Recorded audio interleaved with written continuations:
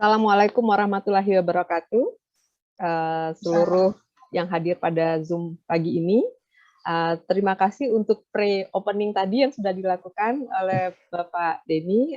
Itu sangat memberikan inspirasi bahwa apakah kita sudah bermanfaat untuk orang lain. Itu kayaknya keyword yang memang harus kita miliki masing-masing. Pencapaian adalah pada saat kita bermanfaat pada orang lain. Nah, pada hari ini kita akan mendengarkan cerita dari dua remaja putri Gading Minang, kalau kita sebutnya, bagaimana pengalaman mereka dalam pendidikan dan juga apa yang mereka jalani sekarang. Mereka dua-duanya gadis Minang, tapi tidak adonan di rumah. Yang surang di Polandia, yang suranglai di Kalimantan Barat, di tengah hutan pulau. Nah, sebelum Wak Danga cerita dari masing-masing, mungkin kita minta dari Putih dan Siva untuk memperkenalkan diri secara singkat, background dan sekarang ada di mana, aktivitas yang dilakukan saat ini. Silakan Putih dulu. Di-unmute ya. Ya. Assalamualaikum warahmatullahi wabarakatuh. Kedengeran nggak suaranya nih? Kedengeran, Bro? Kedengeran, bagus. Oke. Pagi buat bundo-bundo atau mama ya panggilannya Om Denny. Panggilannya siapa? Om Denny yang ada di zona waktu pagi. Terus untuk bundo-bundo yang saat ini lagi berada di zona waktu malam, selamat malam. Terima kasih Putih sudah diberi kehormatan untuk diajak bergabung ke dalam webinar perdana ya ini Bundo dari Bundo Kandung Mancanegara untuk membagikan sedikit cerita dengan tema Gading Minang Bos Global. Untuk perkenalan sedikit, Putih nama lengkapnya nggak ada putih-putihnya, jadi namanya Melati Dwi Anugrah Kalik. Saat ini sudah menyelesaikan pendidikan kedokteran dari Universitas Andalas, sudah praktek sebagai dokter, lulus tahun 2019.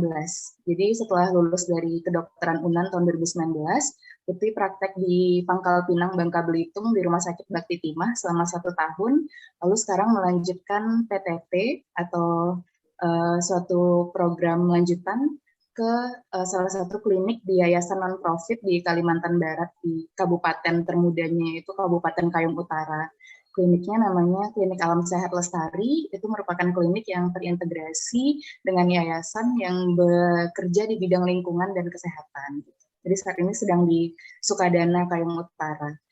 Untuk goals globalnya, waktu itu Putih alhamdulillah pernah mendapatkan beasiswa fully funded dari US government dengan beasiswa Youth Exchange and Study waktu tahun 2011 dan 2012 waktu masih SMA kelas 3. Itu ditempatkan di Wisconsin, Menominee, United States selama 1 tahun di senior year di high school di sana. Untuk itu dulu kali ya, Bundo. Mungkin nanti kita cerita lebih banyak setelah materinya mulai kali. Terima kasih, Bundo. Ya, terima kasih, Putih. Selanjutnya silakan Siva. Ya, assalamualaikum semuanya. Udah kedengeran ya suara Syifa? Ya. Oke, mungkin biar lebih dekat dipanggilnya Uni Syifa aja karena memang sering dipanggil Uni di rumah. Mana? Kalau dari Uni Syifa sendiri, Uni lulusan dari jurusan teknik biomedis, jadi kita di Bandung itu belajar gimana cara alat kesehatan ini bekerja, dan terusinnya sekarang belajar tentang cognitive science, atau cognitive science itu bagaimana manusia memproses informasi. Jadi kita belajar tentang otak, kita belajar juga tentang psikologinya kayak gimana. Dan Uni sangat-sangat senang bergerak di bidang bagaimana supaya teman-teman Uni itu di sekeliling Uni, bahkan dari keluarga-keluarga Uni, semangat buat belajar terus. Kayak waktu itu sempat juga ekspedisi ke Kalimantan, waktu itu Kalimantan Tengah, kalau Syifa, Kak Putih, itu untuk nyemangatin teman-teman di sana, kalau ayo lo belajar, kita nggak cuma bisa sekolah di sini, tapi bisa juga keluar Kalimantan. Dan biasanya setiap tahun ada aja acara untuk nyemangatin teman-teman di SMA. Untuk pengenalan Syifa itu dulu aja kali ya singkatnya. Oke.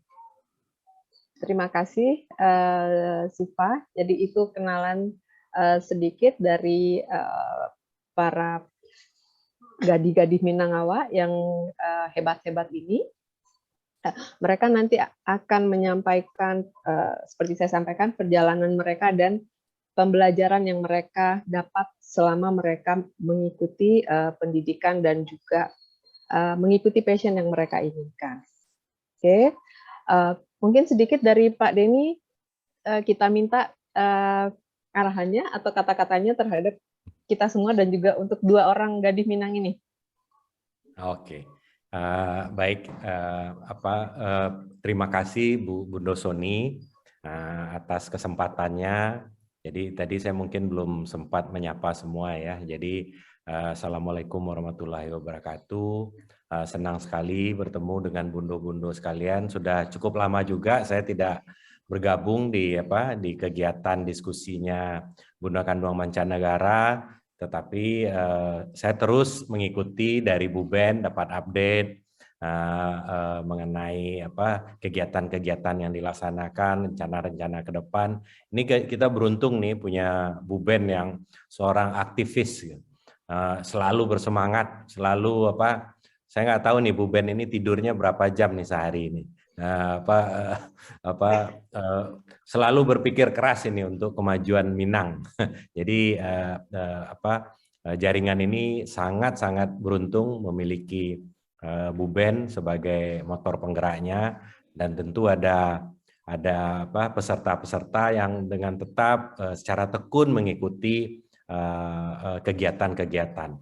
Ini namanya kegiatan kegiatan amal ya sebetulnya Bu Ben ya, nggak ada rewardnya dari sisi finansial, kita nggak mengharapkan recognition atau pujian, tetapi yaitu tadi selagi kita bermanfaat, selagi kita bisa share apa yang kita tahu dengan jaringan Bundo Kanduang, dengan semua yang ada di Sumatera Barat, di kampung halaman, kayaknya udah mendatangkan kesenangan sendiri nih dari bundo-bundo Kanduang semua. Jadi terima kasih kepada Bu Ben dan BKM atas konsistensinya, karena banyak yang ini Bu Ben, banyak yang suka biasanya bikin sesuatu agak latah gitu.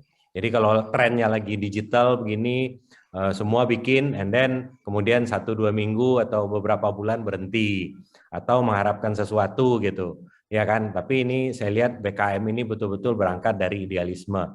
Nah, mengenai acara hari ini mengundang Unisifa ya, ini Unisifa ini pasti yang paling besar ya di keluarga ya. Ya, nah biasanya panggilan Uni ini kan untuk adik-adiknya ini. jadi udah terbiasa dipanggil Unisifa, nggak apa-apa kita panggil Uni juga, sama Putih ya, dengan Putih. Nah, jadi generasi penerus itu penting supaya kualitas kehidupan kita lebih baik, ya kan? Jadi semuanya itu berangkat dari keluarga. Dimanapun kita berada, negara manapun, itu kalau dia membangun bangsanya itu maju, pasti mulainya dari keluarga, ya kan? Kalau keluarganya, anak-anaknya sudah sukses, nanti sekitarnya itu akan ketularan. Apalagi keluarga yang besar. Saya sendiri tertua dari 8 bersaudara. Nah, jadi tekanan mentalnya itu kadang-kadang juga kuat. Jadi orang tua selalu bilang dulu waktu sekolah, kamu harus sukses ya, kamu harus jadi. Kalau enggak nanti adik-adiknya nanti akan mengikuti itu. Kalau kakaknya positif, adik-adiknya juga akan terpengaruh, dan sebaliknya gitu. Nah, jadi kita sebagai orang Minang, orang yang budaya timurnya kuat, ikatan keluarga itu sangat penting. Sebetulnya sama, di Amerika juga sama. Cuma memang ininya berbeda gitu. Sifat kekeluargaan di negara-negara barat itu berbeda. Tapi banyak sekali, Bu Ben waktu dulu Denny di New York ya, banyak sekali culture di barat itu yang sebetulnya Islami gitu loh. Ya kan, walaupun mereka tidak menyebut mengait-ngaitkan dengan agama. Misalnya keinginan untuk membantu sesama manusia. Itu kan sangat Islami ya. Jadi dari kecil anak-anak itu dari elementary sudah diajarkan.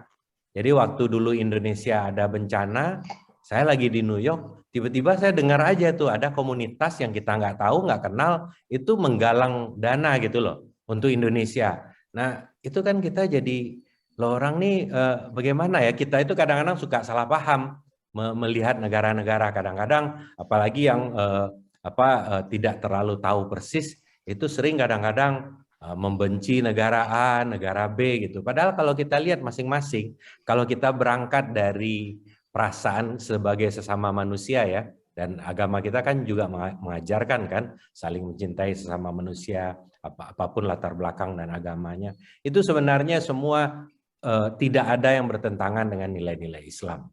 Jadi artinya kita menjadi, katakanlah sekarang Siva dan Putih sudah menjadi global citizen karena udah kemana-mana kan, itu tuh tidak ada yang bertentangan dengan nilai-nilai kita. Ya paling kita hidup, kalau makan kita mesti nyari yang halal, ya kan, kita tidak minum alkohol. Kalau kita kasih tahu orang menghormati kok, ya kan. Jadi orang juga akan maksa-maksa kita, jangan mentang-mentang kita tinggal di negara barat, di negara musim dingin kita harus ikut-ikutan minum alkohol, nggak juga, kasih tahu saja, I'm a Muslim, I don't drink this, gitu.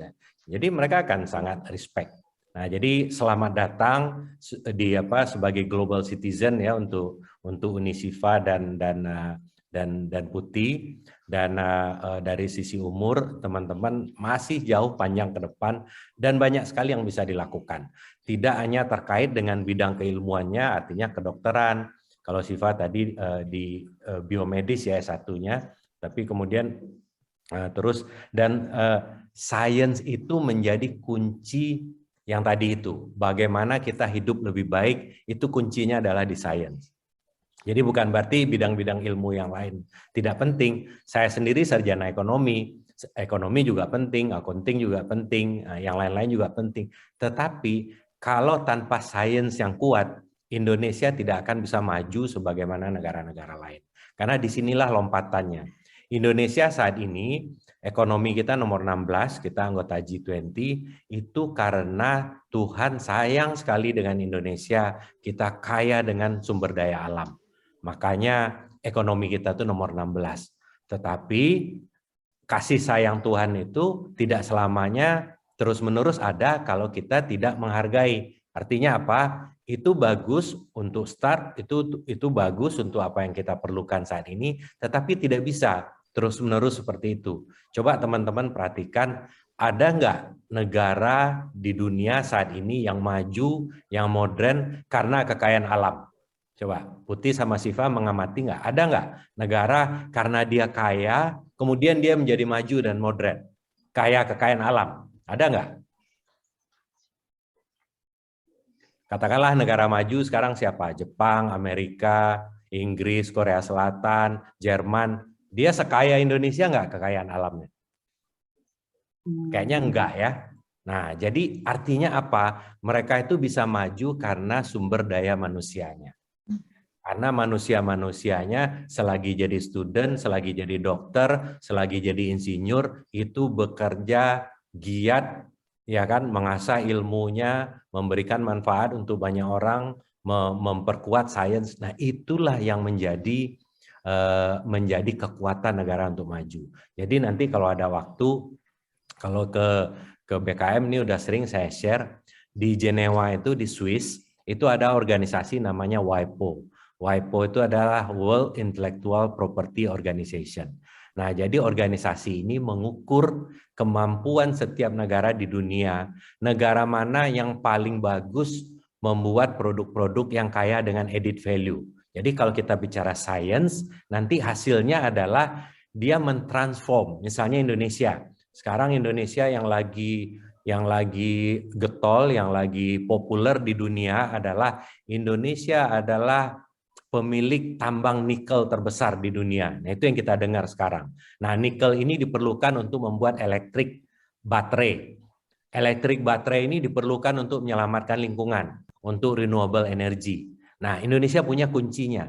Tapi kira-kira apakah Indonesia akan maju hanya dengan nikelnya saja? Nggak mungkin.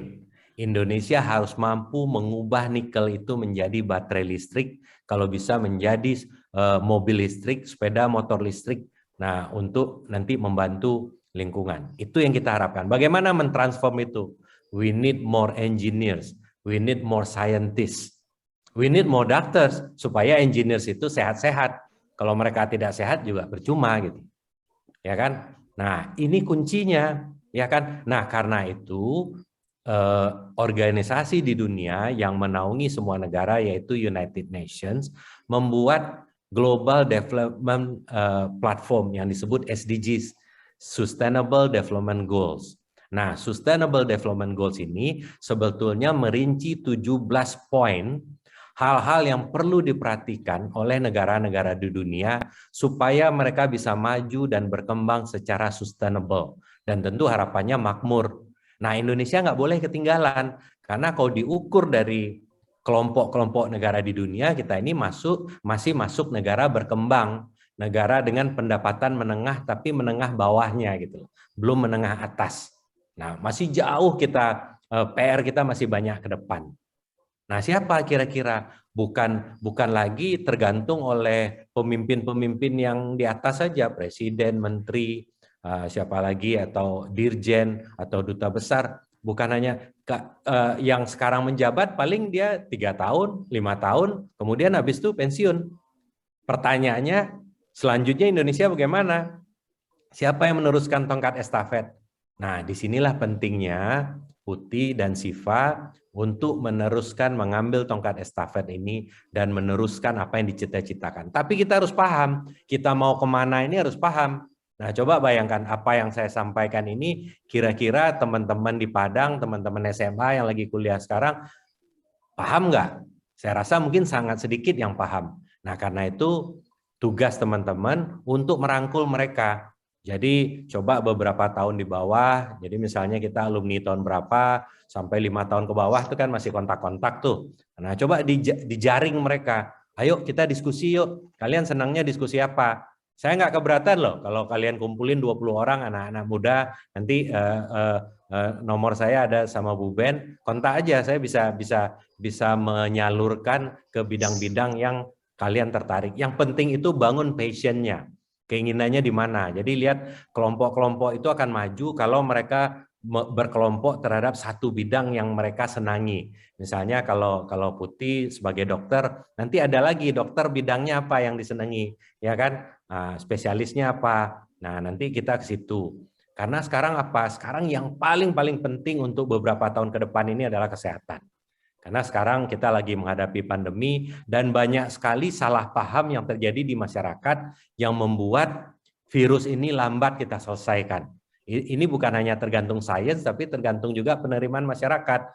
Penerimaan itu tergantung bagaimana cara berpikir, perspektif. Misalnya soal vaksin saja, masih banyak masyarakat yang tidak mau divaksin.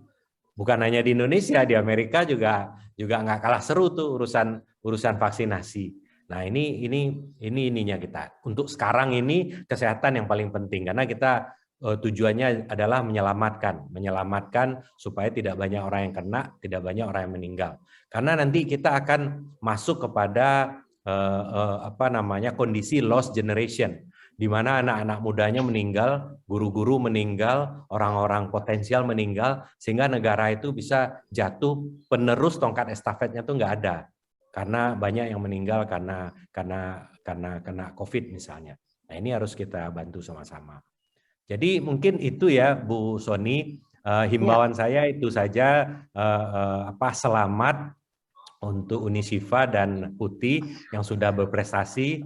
Seperti saya sampaikan tadi, untuk masa depan Unisiva dan Putih saya tidak akan ragu lagi, insya Allah masa depannya baik, masa depannya gilang gemilang dengan apa yang sudah dicapai saat ini. Tetapi yang penting adalah bagaimana kita menularkan apa yang sudah dialami, apa yang sudah dijalankan ini prestasinya ini ke teman-teman kita, ke adik-adik kelas kita yang belum tahu bahwa dunia ini luas, bahwa bahasa Inggris itu penting, ya kan? Jangan malu-malu belajar bahasa Inggris. Saya juga dulu setengah mati belajar bahasa Inggris di Padang. Di Padang paling cuma satu kan, ke lembaga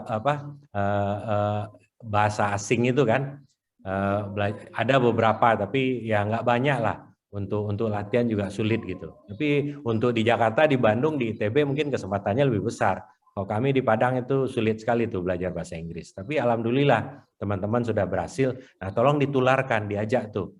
Pokoknya untuk jaringan internasional aja jangan sungkan-sungkan. Kalau Kemlu itu punya 132 perwakilan di seluruh dunia termasuk di Polandia. Nanti duta besarnya baru tuh, nanti saya kenalkan Siva dengan duta besar yang baru untuk Polandia. Kalau dulu Pak Peter Gonta ya, yang sudah pulang dulu, sekarang ini baru akan berangkat ini. Jadi begitu pengantar singkat. Saya mungkin nggak bisa lama-lama, nanti 9:30 saya mesti izin pamit. Tetapi dengan senang hati saya akan bantu kalau ada yang mau kita teruskan. Dan teruskan saja, Bu Ben juga harus ini, Bu Ben. Bu Ben juga harus menginventarisir anak-anak muda, Bu Ben. Jadi mungkin hari ini dimulai dengan Putih dan Unishifa, tetapi ini kita tambah terus. Nanti hari ini kita dapat dokter dan saintis. Next time kita cari lagi yang lain. Dan ini kita kumpulkan menjadi jaringan second generation-nya BKM gitu loh. Benar, dan kalau teman-teman mau ikut Y20 juga kasih tahu ya. Y20 itu adalah jaringan G20-nya anak-anak muda di G20. Jadi 20 negara anggota G20 ini ada network anak-anak mudanya juga. Oke, mungkin itu sedikit Bu Ben. Mohon maaf kalau ada yang salah-salah. Terima kasih. Assalamualaikum warahmatullahi wabarakatuh. Waalaikumsalam warahmatullahi wabarakatuh. Terima kasih banyak Pak Denny. Sangat membuka wawasan. Selalu ada hal baru kalau kita mendengar informasi dari Pak Denny. Bagaimana realita yang ada di dunia internasional, kemudian apa yang harus kita lakukan di dalam negeri dengan apa yang kita punya. Jadi sangat bantu. Baik, sekarang kita teruskan sesuai dengan tema webinar kita, yaitu ada 2 remaja putri BKM bercerita. Jadi ini para putih-putih kita ya. Kalau di Urang Minang, Sebalun Bundo Kanduang semuanya putih. Nah, kita akan dengarkan pengalaman mereka. Tadi saya sampaikan bahwa mereka 2 orang Gading Minang tapi tidak adonan di rumah. Tapi mereka punya karya yang juga sangat membanggakan bagi kita orang Minang. Saya akan undang yang pertama adalah Dr. Melati Diwi Anugrah Khalik, biasa dipanggil dengan Putih. Ya, kelahiran tahun 1995, masih sangat muda dibandingkan dengan semua yang hadir di sini ya. TK sampai dengan SMA di Padang, SMA Negeri 3 Padang, kemudian juga mendapat kesempatan untuk sekolah selama 1 tahun di US di Menominee High School, mendapat scholarship di Wisconsin juga, ikut sebagai di dalam program pertukaran pelajar ke Amerika, punya beberapa prestasi sebagai juara di dalam speech dan debating championship. Kemudian selain mendapat beberapa gelar di dalam bahasa Inggrisnya, seperti tadi Pak Denny sampaikan, ternyata Putih membuktikan bahwa dari Padang bisa langsung ke US dan kemudian punya bahasa Inggris yang bagus sekali, yang sepertinya menjadi tiket untuk Putih mendapat beberapa scholarship. Aktif juga di Bina Budaya Antar Bangsa, Bina Antar Budaya Padang, dan beberapa kegiatan di atas. Saat ini berada di Kalimantan Barat sebagai dokter PTT. Silakan Putih dengan materinya.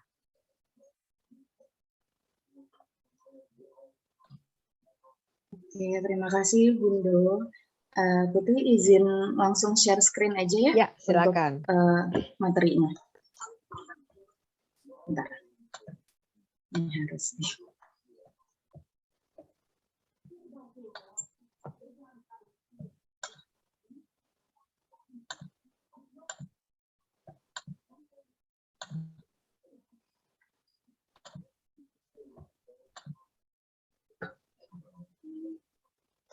Oke. Assalamualaikum warahmatullahi wabarakatuh, Bundo-bundo seluruhnya dan Om Denny. Senang sekali bisa ada kesempatan untuk menjadi salah seorang pembicara di webinar kita hari ini.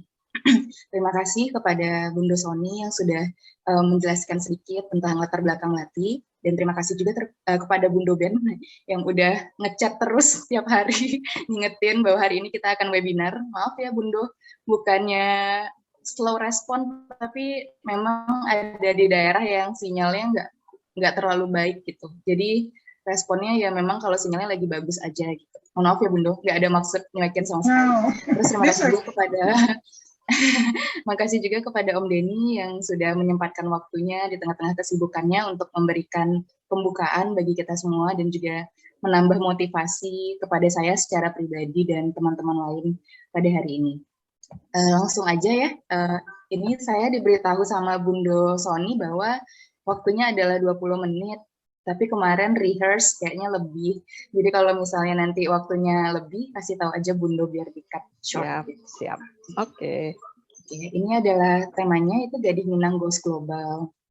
Mungkin tadi udah dikenalkan sedikit sama Bunda Sony, tapi secara singkat mungkin bisa saya ulang lagi sedikit bahwa saya adalah salah seorang penerima scholarship dari Youth Exchange and Study fully funded dari United States pada tahun 2011 dan 2012. Pernah jadi perwakilan Universitas Andalas juga waktu itu untuk debate di National University Debating Championship, dan waktu itu kita alhamdulillah mendapat juara sebagai first runner up. Waktu itu teman debate saya dari Universitas HI waktu itu. Terus saya juga pernah menjadi perwakilan high school saya di United States dalam model United Nation. Waktu itu ke Milwaukee, Wisconsin. Terus waktu kuliah saya juga anaknya suka ngajar, jadi waktu itu sempat part-time sekitar 1 tahunan di salah satu lembaga bahasa asing di Padang sebagai guru bahasa Inggris. Tapi harus berhenti karena waktu itu tahun 2017 harus mulai fokus skripsi, jadi cuma setahun doang bisa ngajarnya. Terus saya juga pernah bekerja sebagai interactive medical advisor di telemedicine di Alomedica. Terus setelah itu saya bekerja di Pangkal Pinang sebagai general physician, dan setelah dari Pangkal Pinang saya alhamdulillah dapat kesempatan untuk bekerja sebagai dokter PPP di Klinik Alam Sehat Lestari di Sukadana, Kayong Utara, Kalimantan Barat. Next. Nah, ini flashback kenapa saya diundang pada hari ini untuk menjadi pembicara. Ini adalah foto-foto saya waktu saya exchange student ke Wisconsin. Ini adalah vice principal saya, Mr. David Munoz, American Hispanic pertama yang saya temui, yang waktu ketemu saya pertama kali langsung ngasih tahu, Melati, ini ada ruangan sudah dibersihkan, ada kompasnya, untuk kamu pakai sholat 5 waktu. Jadi nanti kalau sekolah nggak usah takut sholatnya di mana, udah ada ruangan yang saya sediakan gitu. Terus ini adalah host mom saya, Heather. Dia yang ngerawat saya selama saya di US, bikinin makanan, kalau misalnya ada acara saya dikenalkan ke keluarganya sebagai anak kandungnya sendiri. Terus sampai sekarang juga kita masih kontak-kontakan. Ini house dad saya dari Wisconsin juga, tapi sekarang dia tinggal di Utah kalau saya nggak salah. Nah, ini foto waktu saya graduate dari Menominee High School. Nah, itulah kenapa saya dipilih untuk menjadi pembicara hari ini ya, Bundo ya. Jadi untuk ini adalah salah satu hadis dari Nabi Muhammad yang selalu saya ingat kemanapun saya pergi. Jadi kemanapun kita pergi, you must be gentle. Verily gentleness is not in anything except that it beautifies it, and it does not remove from anything except that it disgraces it.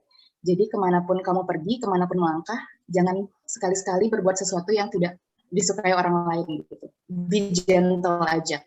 Karena dengan be gentle, being kind, pasti kamu juga akan attract gentleness dan kindness dan akan dipertemukan dengan orang-orang baik. Seperti yang saya temukan di US kan, padahal kita tahu bahwa stereotip muslimah di sana kurang baik pada saat itu, gitu. Masih 2011-2012. Nah, ini adalah teman-teman yang saya temui waktu saya exchange student. Ini Julia, dia exchange student juga dari Brazil. Ini Taylor American, ada yang dari Meksiko juga. Terus ada teman-teman tenis player saya. Terus waktu saya ke Washington DC untuk conference, itu kita ketemu sama exchange student yang dari Ghana. Terus ini adalah teman-teman exchange student saya yang dari Indonesia. Ini Alfi, sekarang udah kelar S2 Arsitektur ITB. Ini Gita, sekarang lagi sekolah di Oxford. Dan ini Aditya, dia lagi kerja di salah satu startup di Indonesia. Nah, ini adalah quotes lagi dari Al-Quran ya. Jadi setiap kita pergi kemanapun sebenarnya ada pelajaran di situ. Dan Quran juga udah bilang, and of his signs is the creation of the heavens and earth, is the diversity of your language and your colors. Jadi perbedaan itu sebenarnya bukanlah sesuatu yang harus kita jadikan hal yang membuat kita risih. Melainkan itu adalah tanda dari Allah untuk orang-orang yang memiliki pengetahuan bahwa itu adalah sesuatu yang harus di-embrace. Jadi kalau bisa keluar, bisa merantau, pergilah untuk bertemu dengan orang-orang yang berbeda. Nah, ini foto saya di UNAN waktu wisuda. sebagai bukti bahwa saya adalah alumni UNAN dan Gading Minang. Ini waktu wisuda dokter.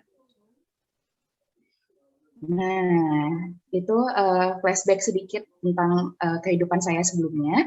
Sekarang ini adalah pekerjaan saya yang saya tekuni di Kalimantan Barat. Jadi saat ini kan saya bekerja sebagai seorang dokter, masih dokter umum, dan saat ini saya PPT di salah satu kabupaten termuda di Kalimantan Barat, namanya Kayong Utara. Jadi saya bekerja dengan suatu lembaga yayasan non-profit yang namanya Alam Sehat Lestari. Ini foto saya ambil di Melawi, di salah satu dusun yang sangat terpencil banget waktu saya lagi praktek di sana. Jadi Alam Sehat Lestari itu adalah suatu lembaga yang quotes-nya adalah saving forest, saving lives. Jadi kami berusaha untuk menyelamatkan lingkungan dengan memprovide fasilitas kesehatan yang berkualitas dan terjangkau bagi masyarakat-masyarakat yang berada di daerah dekat Taman Nasional. Hal itu ditujukan untuk mencegah illegal logging, karena masyarakat di daerah tersebut melakukan illegal logging, merusak hutan, melakukan penambangan secara ilegal, itu bukan karena mereka mau kaya gitu, tapi semata-mata karena mereka tidak punya pilihan lain dan mereka butuh uang untuk melanjutkan kehidupan, dan mereka nggak punya modal untuk bekerja di tempat lain dan nggak punya skill yang mumpuni untuk membuka pekerjaan baru. Akhirnya mereka cari cara gampang, itu potong pohon, merusak hutan, supaya dapat uang sedikit demi sedikit yang digunakan nanti untuk membiayai mereka hidup sehari-hari dan membiayai fasilitas kesehatan kalau mereka lagi sakit. Kalau teman-teman belum pernah dengar Alam Sehat Lestari, bundo-bundo semua belum mendengar Alam Sehat Lestari, saya akan kenalkan sedikit. Jadi Alam Sehat Lestari ini adalah yayasan yang non-profit. Dia sangat terkenal di luar negeri, tapi di Indonesia mungkin masih kurang namanya ya. Kita punya banyak volunteer dari luar negeri yang datang setiap tahun ke klinik kita. Cuman yang dari Indonesia paling dari sekitar Kalimantan Barat aja gitu yang tahu. Ini adalah websitenya, bisa diakses di alamsehatlestari.org. Jadi ini adalah salah satu screenshot dari sejarah yang ada di websitenya. Waktu itu founder dari Alam Sehat Lestari ini adalah Dr. Kinari Webb. Dia adalah seorang dokter dari Yale University di United States.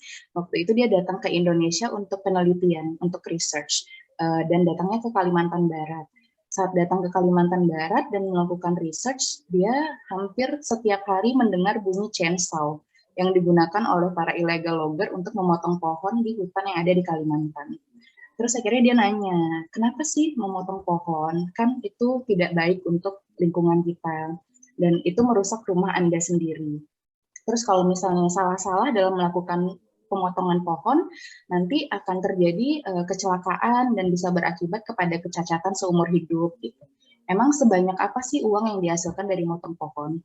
Nah, akhirnya beliau melakukan radical listening. Radical listening itu adalah beliau duduk bersama dengan masyarakat lokal selama 400 jam, tidak secara langsung, beberapa tahap, dan beliau menanyakan secara langsung apa sih yang mereka butuhkan supaya mereka bisa membantu untuk melestarikan hutan dan bukan malah merusaknya. Dan hasil dari 400 jam duduk bersama itu akhirnya masyarakatnya menyimpulkan bahwa mereka butuh dua hal. Mereka butuh pelayanan kesehatan yang berkualitas dan terjangkau, serta mereka butuh pelatihan pertanian organik, jadi mereka bisa membuka lapangan kerja baru tanpa harus merusak hutan. Akhirnya tahun 2007 ASRI pun membuka klinik di Sukadana dengan tujuan menyediakan pelayanan yang berkualitas dan terjangkau. Karena pembayarannya itu bisa dilakukan dengan bibit pohon, dengan kulit telur, dengan kerajinan lokal, dan bisa juga dilakukan dengan sistem diskon zonasi, di mana nanti secara rutin kami melakukan research ke lokasi-lokasi di sekitar tempat kami berada, dan akan dilakukan zonasi per daerah berdasarkan jumlah illegal logger yang aktif di sana. Jadi kalau misalnya illegal loggernya sedikit, itu mereka bisa masuk zonasi hijau, dan saat mereka berobat ke ASRI, dengan menunjukkan bahwa mereka berdomisili di sana, mereka bisa mendapat diskon 70% untuk pelayanan kesehatan. Gitu. Dan kalau misalnya sisanya 30% mau dibayar pakai non-cash, mereka bisa membayar dengan bibit atau dengan alat-alat lain yang kita jadikan fasilitas pembayaran lain. Itulah ASRI secara singkat. Nah ini Dr. Kinari Webb yang merupakan founder kita. Sayangnya sekarang beliau lagi nggak bisa travel ke Indonesia karena COVID, jadi masih stay di US untuk saat ini. Nah, ini adalah quotes lagi dari Jana Stanfield. I cannot do all the good that the world needs, but the world needs all the good that I can do. Jadi mungkin tujuan Dr. Kinari ke sana untuk research ya, tapi ternyata dia berakhir malah menyelamatkan hutan gitu, dengan cara menyediakan kebaikan bagi orang-orang lokal dengan fasilitas kesehatan yang berkualitas. Jadi kalau misalnya saat ini kita, Bundo dan teman-teman semua merasa bahwa dunia ini overwhelming sekali, kayak buat berbuat baik aja susah gitu, dan banyak sekali hal yang perlu dibantu, nggak usah khawatir gitu, karena kita nggak harus melakukan semuanya, cukup lakukan saja yang kita mampu, karena dunia butuh kebaikan sekecil apapun. Nah, jadi saya ngapain sih di ASRI? Kenapa jauh-jauh banget ke ASRI, nggak kerja di Padang aja gitu kan? Jadi awalnya saya kerja di ASRI itu karena saya ada sangkut pautnya sama exchange student saya ke US. Jadi setelah saya UKM PPD, itu adalah ujian kelulusan untuk dokter umum, saya diundang makan malam oleh konsulat Amerika Serikat di Indonesia. Karena waktu itu kebetulan duta besar US lagi main ke Padang, namanya Mr. Donovan, dan kita makan malam bareng. Waktu makan malam, saya sama Mr. Donovan sempat ngobrol-ngobrol, terus Mr. Donovan nanya, saya profesinya apa? Terus saya bilang, saya dokter, baru aja lulus, belum kerja. Terus Mr. Donovan bilang, kayaknya saya tahu deh tempat kerja yang cocok buat kamu. Terus saya dikenalkanlah terhadap klinik ASRI ini. Tapi itu udah lama banget kan, saya udah ke Bangka dulu segala macam, saya udah lupa dengan tawaran Mr. Donovan. Akhirnya saya ke Bangka, dan di Bangka saya punya teman saya itu tahu tentang adanya lowongan pekerjaan yang buka di ASRI, terus ditawarin ke saya. Waktu itu saya udah lupa tuh, tapi waktu dikasih tahu itu akhirnya, oh iya, ini yang pernah ditawarkan oleh Mr. Donovan. Akhirnya saya sama dia coba apply berdua. Tapi ternyata rezekinya rezeki saya. Teman saya yang ngasih tahu lowongan pekerjaan itu nggak lulus, tapi saya akhirnya diterima untuk kerja di ASRI. Yang bikin saya merasa saya harus ke sini nih, padahal saya nggak pernah ke Kalimantan. Saya cuma pernah ke Pontianak sih waktu itu, cuma beberapa hari. Saya nggak punya saudara di Kalimantan, nggak tahu siapa-siapa, dan saya akan dijebloskan ke hujan Borneo gitu. Tapi yang bikin saya yakin bahwa saya akan senang berada di situ adalah karena ASRI itu latar belakang bekerjanya adalah kebaikan. Jadi dia nggak cuma nolong manusia, nggak cuma nolong orang, tapi juga nolong lingkungan. Dan itu cukup sih buat saya, karena kan kalau kita bekerja sebenarnya uang itu bukan sesuatu yang harusnya jadi tujuan final ya. Karena kan kalau kita bekerja itu yang nilai nanti Allah, dan apapun niat kita, kalau misalnya niatnya baik, kalau misalnya uangnya kurang, pasti akan dicukupkan dengan kebaikan-kebaikan lain dari Allah. Jadi akhirnya saya ya udahlah nekat aja ke Kalimantan, nggak tahu kemana, nggak pernah dengar Kayong, akhirnya ke ASRI untuk kerja di sana dan tanda tangan kontrak 1 tahun lagi gitu. Nah ini adalah daerah-daerah di Kayong di ASRI yang waktu itu saya sempat datangi. Ini adalah suatu daerah, suatu dusun di Kabupaten Melawi yang dekat Taman Nasional Bukit Baka, Bukit Raya. Ini jalannya mungkin teman-teman dan bundo-bundo semua ngelihatnya itu lurus ya. Tapi itu jalannya curam banget ke bawah kayak kerosotan, dan itu jalannya pasir, dan pilihannya itu cuma 2, jalan kaki atau naik motor trail. Kalau misalnya naik motor, kalau misalnya megang stangnya nggak benar, itu bisa kebanting. Dan yang kiri kanan sini itu, yang kanan ladang sih, yang kiri itu jurang. Jadi kalau misalnya turun yang bawa motor nggak jago, salah-salah, itu bisa kelempar ke jurang gitu. Tapi kita harus lewat jalan itu, karena untuk masuk ke dusun lain itu nggak ada jalan lain selain jalan yang kita lewatin ini. Ya taruhannya nyawa sih, tapi harus dilewati, karena kalau nggak kayak gitu nggak akan ada fasilitas kesehatan yang sampai ke sana. Terus ini sungai nih yang blur ini, kamera saya kurang bagus. Terus di sungai itu ada tangga ini untuk naik ke dusun yang ada di balik pohon-pohon ini. Tangga ini terlihat baik-baik aja ya. Kalau naik sih gampang, karena tinggal naik gitu. Tapi sebenarnya anak tangganya itu tipis banget, tumit saya tuh cuma bisa napak setengah. Jadi kalau naik tuh gampang banget karena cuma ngedaki, tapi kalau turun itu udahlah nggak ada pegangannya, dan kalau mau napak itu salah-salah napak itu bisa jatuh ke bawah, karena bahkan untuk tumit aja tuh nggak cukup. Gitu. Ini tingginya kurang lebih 3 meter. Dan saya waktu itu agak miris juga sih buat mengakses dusun itu aja kita harus lewat sini gitu loh. Tapi nenek-nenek, kakek-kakek, anak kecil, semuanya udah biasa naik turun tangga kayak gitu. Tapi buat saya yang biasanya tinggal di Padang, aduh, lumayan juga itu naik turun tangganya. Tapi ya gitulah, meskipun ya masih ada daerah-daerah di Indonesia yang bahkan untuk akses aja itu beneran harus effort. Jadi saya sempat praktek di sana. Terus jadi ASRI itu meskipun dia klinik dan ada bangunan kliniknya, kita nggak stay di klinik kerjanya. Akan ada beberapa waktu di mana kita bekerja mobile ke lapangan untuk mengakses masyarakat-masyarakat yang nggak bisa datang ke kita. Gitu. Nah, jadi di ASRI, jadi kan ASRI di Kalimantan Barat nih. Saya nggak tahu di Sumatera Barat apakah masih ada jalan yang kayak gini atau enggak. Tapi di Kalimantan itu, terutama di daerah pelosok, jalannya nggak semuanya licin. Ini adalah truk yang amblas di depan kami karena lagi ada perbaikan jalan. Jadi jalan yang setengah diperbaiki, yang setengah lagi tuh ditaplokin pakai kayu gitu. Tapi taplokannya nggak benar. Akhirnya truknya nyungsep ke dalam. Akhirnya semua bapak-bapak yang ada di situ harus angkat truknya bareng-bareng supaya bisa jalan. Terus ini adalah salah satu rumah yang saya maaf ngambilnya kurang bagus karena waktu itu lagi di mobil.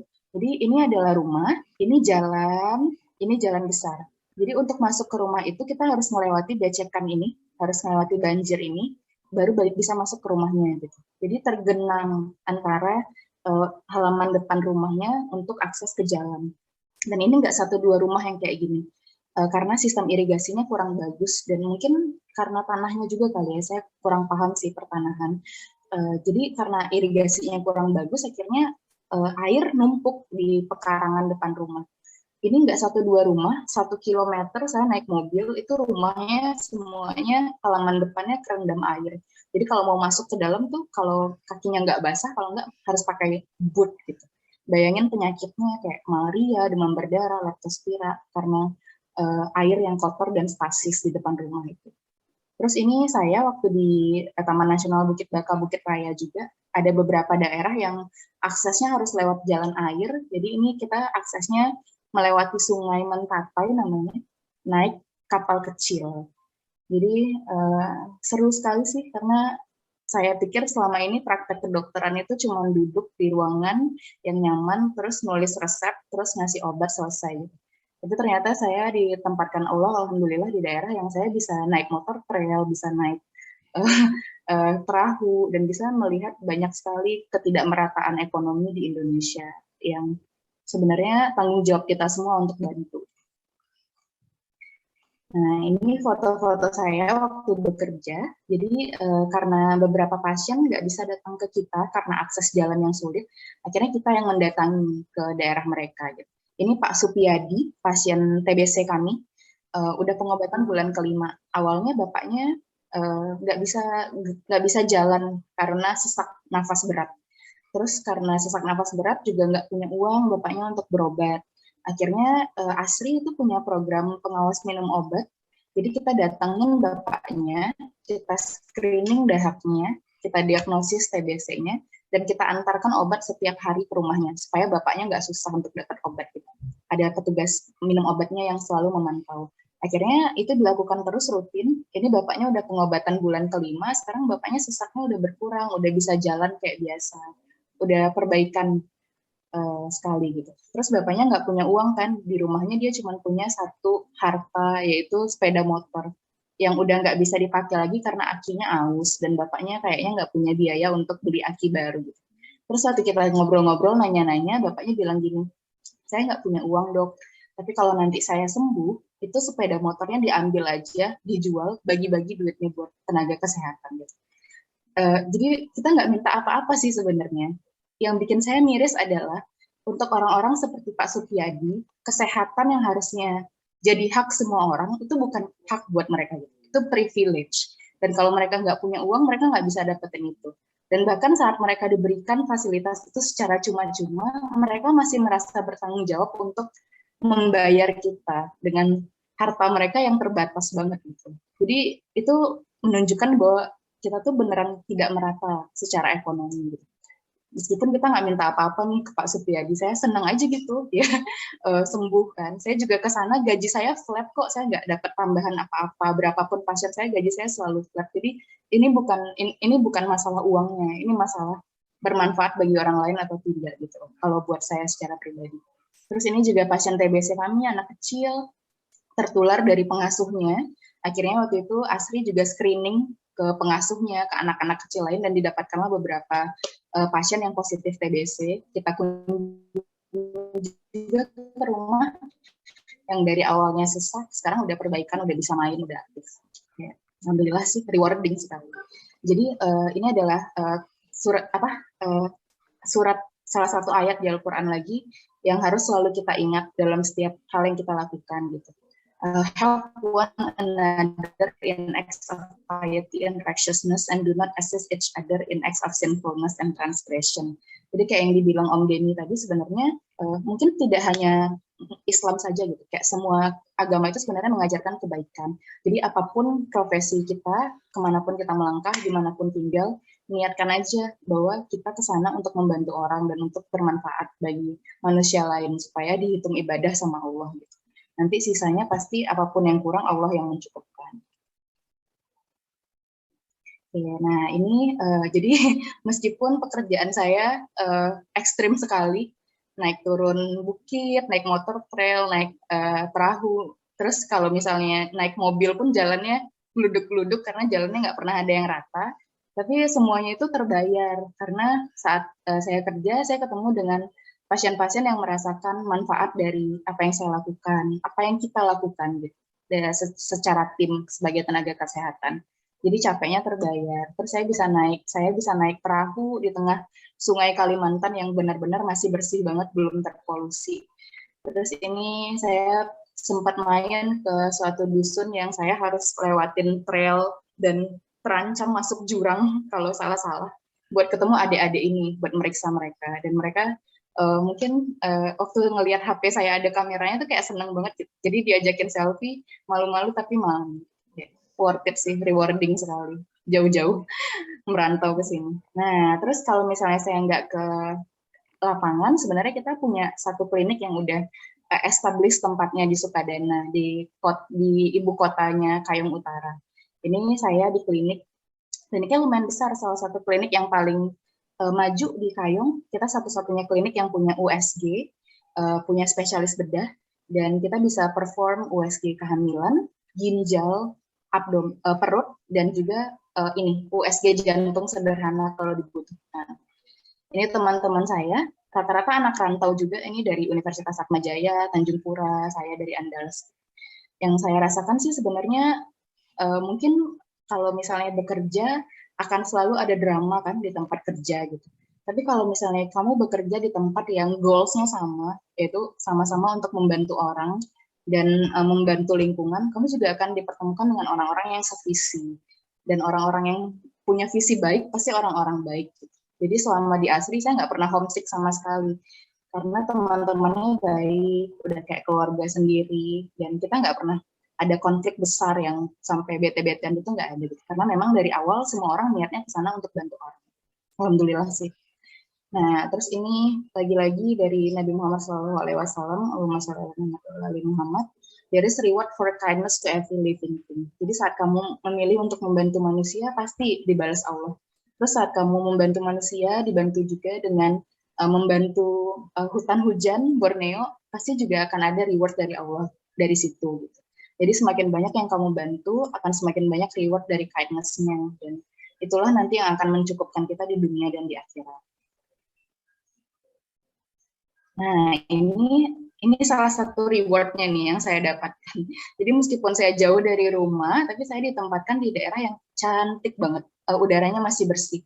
Ini gunung ini adalah trek jogging saya tiap pagi. Jadi jalannya bersih, udaranya bersih, ada banyak sawah, ada gunung, penduduknya ramah. Tiap pagi, tiap lihat saya jogging disenyumin terus. Terus saya juga diberikan kesempatan untuk ke Kepulauan Karimata. Ini adalah sunset di Pulau Padang. Di sana juga ada Pulau Padang namanya, di Kepulauan Karimata. Sunset tercantik yang pernah saya lihat. Terus ini saya juga sempat diberikan kesempatan untuk trekking di Taman Nasional Gunung Palung. Ini di Taman Nasional Gunung Palung, waktu itu trekking sama teman-teman saya. Nah ini, terus karena Sukadana ini masih sangat asri kan, masih udaranya masih bagus. Bahkan di depan rumah aja saya bisa ngambil foto galaksi Bima Sakti gitu, saking masih terjaganya kelestarian lingkungannya. Jadi semua capeknya terbayar sih karena keindahan lingkungan yang kita sama-sama coba preserve di sini. Nah, ini masuklah ke materi yang harusnya saya bawakan dari tadi.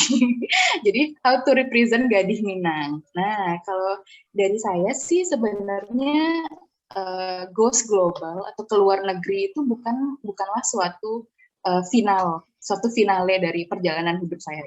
Saya justru merasa dengan saya pergi ke luar negeri, saya dibukakan jalan untuk masuk ke daerah-daerah dan masuk ke area-area yang akan menjadikan saya orang yang jauh lebih baik lagi. Kalau saya nggak ke Amerika, saya nggak akan ketemu Mr. Donovan, saya nggak akan, mungkin saya nggak akan jadi dokter, mungkin saya akan jadi orang lain gitu. Terus saya nggak akan masuk asri, dan saya nggak akan sampai ke sini, dan saya nggak akan bisa menceritakan ini semua ke bundo-bundo dan teman-teman semua. Jadi kalau misalnya udah keluar negeri, jangan stop di situ. Yang harus kita lakukan adalah jadi orang yang lebih baik lagi supaya kita bisa bermanfaat untuk orang-orang di sekitar kita yang benar-benar membutuhkan. Nah, jadi selama saya di luar negeri, saya mungkin nanti Syifa juga bisa menjelaskan ya, karena Syifa kan lagi di luar nih, kalau saya kan udah pulang. Selama saya di luar negeri, saya mendapat beberapa pelajaran sih apa yang harus dan tidak boleh kita lakukan selama kita di sana. Jadi untuk represent Gading Minang itu kita pertama yang nggak boleh lupa itu harus hold on to your roots. Harus selalu berpegang pada akar kita. Jangan pernah melupakan rumah. Dan bagaimana kamu dibesarkan oleh keluargamu. Karena kita adalah orang Minang, orang Sumatera Barat yang memang latar belakangnya itu adalah adat Basandi Syarak Basandi Kitabullah. Jadi kita akan seumur hidup terikat pada adat ketimuran yang menjunjung tinggi respect dan rasa segan, dan kita juga akan seumur hidup terikat sama agama kita gitu. Jadi jangan sekali-sekali mau kompromis hal itu dengan disuruh minum atau disuruh membuka aurat kalau teman-teman udah memutuskan untuk menutup aurat gitu. Selalu ingat bahwa kita punya rumah yang membesarkan kita dengan value-value yang baik. Jadi jangan pernah lupa akan roots kalian. Terus yang kedua, be modest, sederhanalah. Percaya deh, yang bikin orang-orang respect itu bukan bagaimana cara kita berdandan, bagaimana cara kita pakai baju yang super mahal, nggak kayak gitu. Yang bikin orang-orang respect itu adalah bagaimana easy-nya kita untuk diajak berbincang-bincang, bagaimana welcome-nya kita terhadap mereka, dan bagaimana tulusnya kita dalam memperlakukan semua orang. Jadi be modest, sederhana aja, nggak usah terlalu pusing ngikutin tren-tren terbaru. Cukup jadi diri kalian dan cukup jadi baik. Terus yang ketiga, harus diingat bahwa what matter is what on the inside. Jadi boleh pakai skincare, kan cewek-cewek biasa pengen cantik, boleh, tapi yang jangan cuma fokus di skincare-nya doang. Harus tahu bahwa sebenarnya ada value yang lebih mahal dari diri seorang Gading Minang itu, yaitu apa yang ada di pikirannya dan apa yang ada di hatinya. Jadi isi terus brain-nya, isi terus hatinya. Kalau misalnya kamu cantik dari dalam, pasti akan appear kok dari luar. Terus yang keempat, harus baik, be kind. Ini adalah dua kata yang sangat mudah diucapkan, tapi untuk prakteknya di dunia yang sudah semakin dan semakin complicated ini sangat sulit. Ya, apapun yang terjadi, jadi orang baik aja. Jangan pernah mau kompromis untuk jadi orang jahat. Karena kalau jadi orang baik itu yang lihat Tuhan. Dan kalau misalnya ruginya, apapun yang kerugiannya nanti itu akan diganti sama Tuhan. Jadi be kind aja. Terus harus know your boundaries ya, jadi harus tahu kapan sih kita harus stop dan kapan kita harus nggak boleh masuk ke daerah tertentu gitu. Karena saya banyak sekali kenal teman-teman yang awalnya sebelum keluar negeri itu kayak bukan saya menghakimi ya, tapi kayak menutup aurat, sholat 5 waktunya masih dijaga, nggak mau minum, nggak mau segala macam. Tapi setelah keluar negeri ternyata nggak tahu masalahnya di mana, malah buka jilbab gitu, malah kompromis sama teman-temannya tahun baru minum gitu. Kan sayang ya, maksudnya kita kan keluar untuk menjadi orang yang lebih baik lagi, bukan malah menjadi orang yang value-nya dikompromis sama nilai-nilai yang nggak sesuai dengan nilai-nilai Minang. Jadi know when to say no.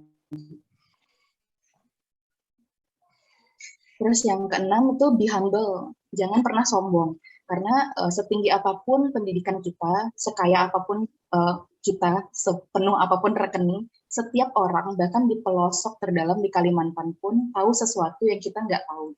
Mereka pasti punya sesuatu untuk diajarkan kepada kita. Jadi everyone has something to teach you. Jadi jangan pernah sekali-sekali sombong dan merasa yang paling atas. Listen, be welcome sama semua orang dan perlakukan semua orang dengan baik. Karena dari situlah kalian akan belajar dan menjadi orang yang lebih baik lagi. Terus yang ketujuh, ini yang paling penting, bahkan di agama kita. Yang paling penting itu adalah intention, niat. Jadi kalau misalnya mau ke luar negeri, boleh, tapi jangan niatnya untuk misalnya mau nikah sama bule, gitu, atau mau nonton K-pop ke luar negeri, itu jangan. Niatnya itu adalah untuk menjadi orang yang bermanfaat bagi orang-orang sekitar. Karena kalau niatnya baik, pasti jalannya dimudahkan sama Allah atau sama Tuhan. Dan dalam hal apapun itu, sesulit apapun itu, ke tempat rural manapun bekerja, kalau niatnya baik, insya Allah nanti semuanya dimudahkan dan semuanya akan Allah yang jaga. Jadi itu yang paling penting, keep your intention straight. Oke, selesai. Itu aja sih teman bundo semua teman-teman. Jadi pertanyaannya, are you ready to go global? Kalau misalnya merasa ready, ayolah go global. Jangan stuck di satu tempat terus, karena ada banyak sekali hal yang bisa kita pelajari dengan keluar dari rumah dan merantau. Terus kalau ada yang mau nanya, mungkin nanti ya sama Bundo Sony. Dan kalau misalnya ada yang mau kontak sama saya, ini saya lampirkan email dan Instagram saya. Mungkin nanti saya juga akan minta kontak bundo-bundo semua supaya kita silaturahminya tetap terjaga. Terima kasih Bundo Sony. Saya stop sharing ya. Terima kasih. Assalamualaikum. Oke, Waalaikumsalam warahmatullahi wabarakatuh. Terima kasih sekali Dokter Melati atau Putih untuk penjelasannya. Ternyata apa yang dihadapi, apa yang dilalui sangat hebat ya. Melihat alam yang dilewati, kemudian tantangan yang dihadapi, tapi dengan nilai-nilai yang terus dipegang sehingga membuat pekerjaan itu jadi menyenangkan dilakukan. Hold on to your roots. Saya suka sekali dengan quote yang disampaikan oleh Putih tersebut. Oke, kita dengar dulu lagi cerita yang seru juga nih dari Unisifa. Bagaimana pengalaman Unisifa sampai dengan titik yang sekarang. Saya bacakan sedikit CV-nya dari Siva. Siva saat ini berada di Polandia, menjalani master degree-nya untuk cognitive science atas beasiswa yang diterima. Kemudian juga Siva adalah lulusan ITB, Biomedical Engineering, dan fokusnya di neuron. Di ITB pun Siva adalah yang mendapat scholarship bidik misi. Jadi banyak kegiatan yang dilakukan oleh Unisifa yang berkaitan dengan research. Sebagai volunteer di banyak sekali kegiatan. Jadi tidak hanya di dalam kemahasiswaan, tapi juga menjadi volunteer di Alzheimer Indonesia, kemudian juga menjadi trainer, dan juga termasuk salah satu orang yang selalu memberikan semangat untuk adik-adiknya agar terus melanjutkan pendidikan. Kalau saya lihat di sini bagaimana cara masuk ITB, berapa kali melakukan aktiviti di situ. Juga pernah menjadi private teacher untuk freelance di Jakarta. Oke, sekarang kita dengar apa ceritanya Unisifa. Mungkin Unisifa juga bisa menambahkan cerita saya tadi. Oh ya, Unisifa ini 3 bersaudara. Anak pertama, satu-satunya perempuan, dua orang laginya laki-laki. Jadi anak gadis surang kok di rumah, Unisifa. Oke, silakan Unisifa. Terima kasih Bundo Sony perkenalannya. Ini suara Syifa terdengar jelas ya? Ya, kedengeran. Oke, semoga bundo-bundo masih bersemangat, terus adik-adik Uni yang hadir juga masih semangat buat melanjutin nontonnya nih untuk cerita-cerita di pagi hari ini ya di Indonesia. Yeah. Mungkin langsung aja ke apa yang mau Syifa bawain biar kita nggak terlalu panjang. Syifa izin share screen terlebih dahulu. Tolong dikonfirmasi kalau udah kelihatan, Bunda. Sudah kelihatan. Alhamdulillah. Panggil Uni Syifa aja biar lebih akrab. Dan ini perkenalannya udah sama Bunda Sony. Nanti kalau perkenalan lain-lainnya bisa sekalian sama presentasinya, sama cerita-ceritanya. Nah, jadi Uni Syifa di sini ngebawa topik tentang titik-titik pembelajaran. Nah, intinya cuma mau bercerita, mau cari-cari, mau sharing-sharing gimana sih hal-hal yang bermanfaat yang udah Uni dapetin supaya manfaatnya nggak berhenti di Uni, tapi terus-terusan berlanjut ke adik-adik Uni.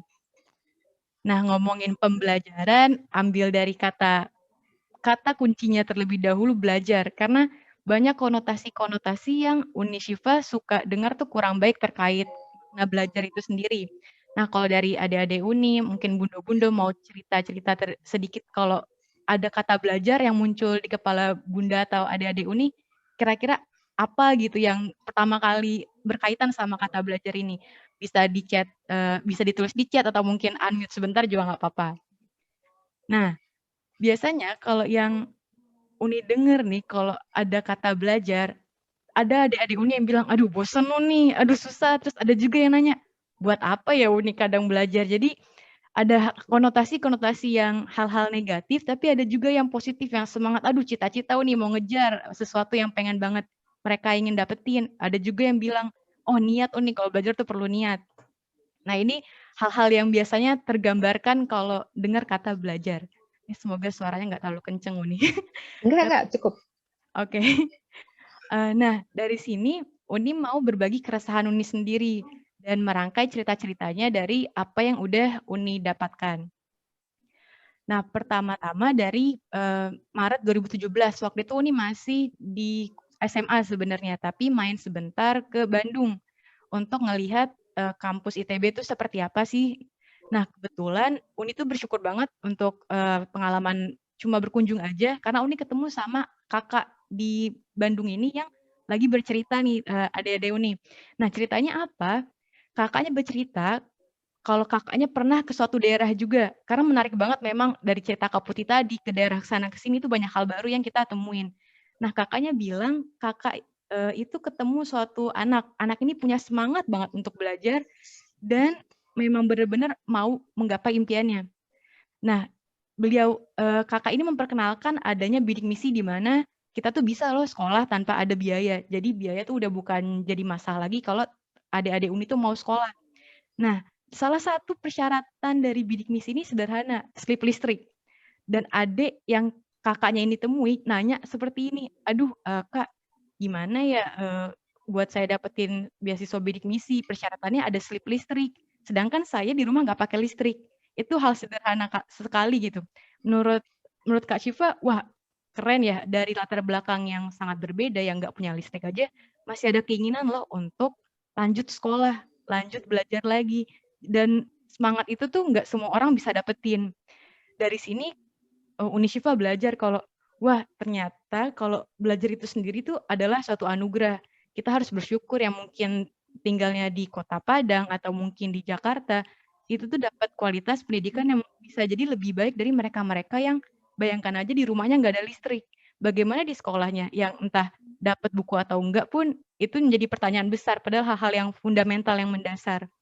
Nah, dari semangat untuk melihat orang-orang yang ada kendala di rumahnya tetapi ingin terus belajar, Uni pun mencoba untuk melakukan hal yang sama. Ketika alhamdulillah Uni diterima di ITB, Uni mau nih ikut ekspedisinya. Bagaimana ya kalau misalnya Uni ke daerah-daerah dan ketemu orang-orang di sana. Nah, di pengalaman setelah dapat pelatihan dan di tahun 2019 Uni ke sekolah-sekolah di Kalimantan, waktu itu nih di Kalimantan Tengah, dan memang benar tracknya itu perjalanan ke sekolah-sekolahnya agak cukup menegangkan di beberapa sekolahnya. Dan satu hal yang penting banget yang Uni ngerasa sangat terkenang sama Uni sekarang, itu ada suatu sekolah yang baru hadir beberapa tahun aja gitu. Jadi sebelumnya SMA ini nggak ada di daerah itu. Dan tebak apa yang terjadi dari anak-anak di sekolahnya? Sebelum-sebelumnya teman-teman di daerah ini mereka tidak melanjutkan sekolah ke SMA, dan cara adik-adik di sana melihat apa yang mereka ingin capai itu hanya sekedar mau bantu orang tua, mau bermanfaat sama bagaimana di keluarganya. Bahkan ada yang kasarnya ada yang berakhir ke mabuk-mabukan. Jadi setelah SMP bukan lanjut SMA, mereka lanjut mabuk-mabukan. Itu mengiris hati kalau kita dengar ceritanya. Terus ada juga yang hanya sebatas ingin menjadi supir tronton karena kebetulan di daerah itu dia banyak supir-supir yang ngangkut batu bara. Nah, tapi bayangkan ketika ada sekolah di sana, ketika pembelajaran terus berlanjut, ketika ada wadah lagi untuk mereka bercerita, menerima informasi, ada suatu hal yang berubah, adik-adik Uni. Mau ditebak nggak kira-kira apa yang berubah? Nah, yang berubah, ternyata anak-anak ini yang tadinya lulus SMP, dia punya mimpi lebih besar lagi. Benar tadi, apa yang udah disampaikan dari Om Denny, dari Kak Putih, untuk lebih bermanfaat. Yang tadinya cuma mau ngebantu orang tua, lingkupnya cuma keluarga, lebih luas lagi. Mau jadi guru, sekarang mau jadi dokter, ingin lebih bermanfaat ke orang-orang yang banyak. Jadi bayangkan adanya kehadiran suatu sekolah aja bisa ngebuka kita untuk hal yang lebih baru lagi.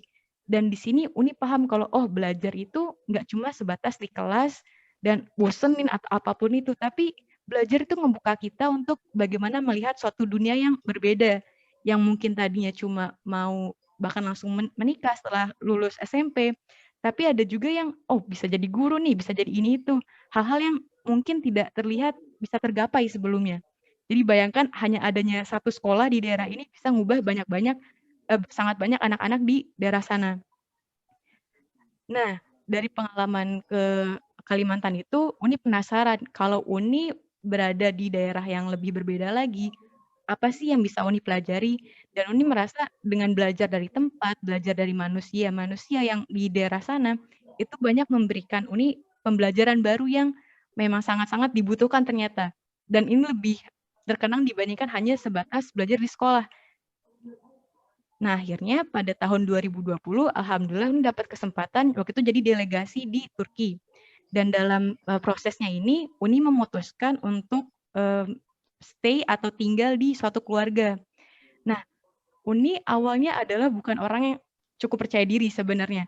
Ngerasa ada aja gitu yang kurang. Tapi ketika kita ke daerah-daerah yang berbeda, kadang orang itu melihat kita itu pribadi yang unik. Kita ternyata punya individu-individu itu tuh punya warnanya sendiri. Dan itu tuh suatu hal yang kadang ketika kita berada di hal yang sama, let's say ada di rumah, ada di Indonesia, kadang kita tidak melihat karena kita serupa dengan yang lainnya, secara fisik atau apapun itu. Tapi ketika kita keluar, kadang orang melihat kita dengan hal yang berbeda. Kalau, wah kamu menarik ya, wah kamu beda ya ini itunya. Dan hal itu membuat Uni sadar kalau ternyata bagaimana kita rupa kita dari luar itu tuh bukan suatu hal yang penting. Dan yang penting itu adalah bagaimana kita merasa nyaman dengan diri kita sendiri. Kalau memang kita tuh setiap orang pribadinya yang unik. Bukan ya kita hanya diri kita lah satu-satu di dunia ini. Gak mungkin ada versi Uni Syifa yang lainnya di mana yang sama rupanya yang ini itu. Jadi kita harus mensyukuri bagaimana kita menjadi orang yang unik. Karena setiap diri dari kita itu adalah orang yang unik. Nah, di tahun yang sama juga Uni dapat kesempatan ada program di Jepang waktu itu. Dan lagi-lagi Uni selalu memutuskan untuk tinggal sama keluarga supaya paham bagaimana mereka berinteraksi, bagaimana bisa menjadi bagian dari keluarga lain. Dan Uni sangat-sangat bersyukur mendapatkan keluarga yang memberikan banyak pelajaran. Yang pertama, benar-benar anak-anak di Jepang itu nyata mereka mandiri sejak kecil. Dari makan sendiri, nyiapin sana-sini sendiri. Yang ini mungkin masih bayi makanya disuapin, tentu aja. Tapi ketika udah bisa mereka unci rambut sendiri, nyiapin buat sekolah sendiri. Dan hal yang sangat-sangat terkenang itu yang kedua, kesederhanaan. Kalau kita lihat di Indonesia, kebanyakan yang Uni kenal tuh kalau ada perayaan ulang tahun, meriah-meriah sekali, apalagi yang entah Sweet 17, ini itu. Sangat-sangat melekat dengan materi menurut Uni. Sedangkan di keluarga ini kebetulan waktu itu Midoriko namanya, ulang tahunnya agak deketan sama Uni. Waktu itu Midoriko ulang tahun 24 Februari dan Uni ke sana di ulang tahunnya Midoriko. Nah, bayangkan ini tuh yang dimakan kuenya kecil, unik banget.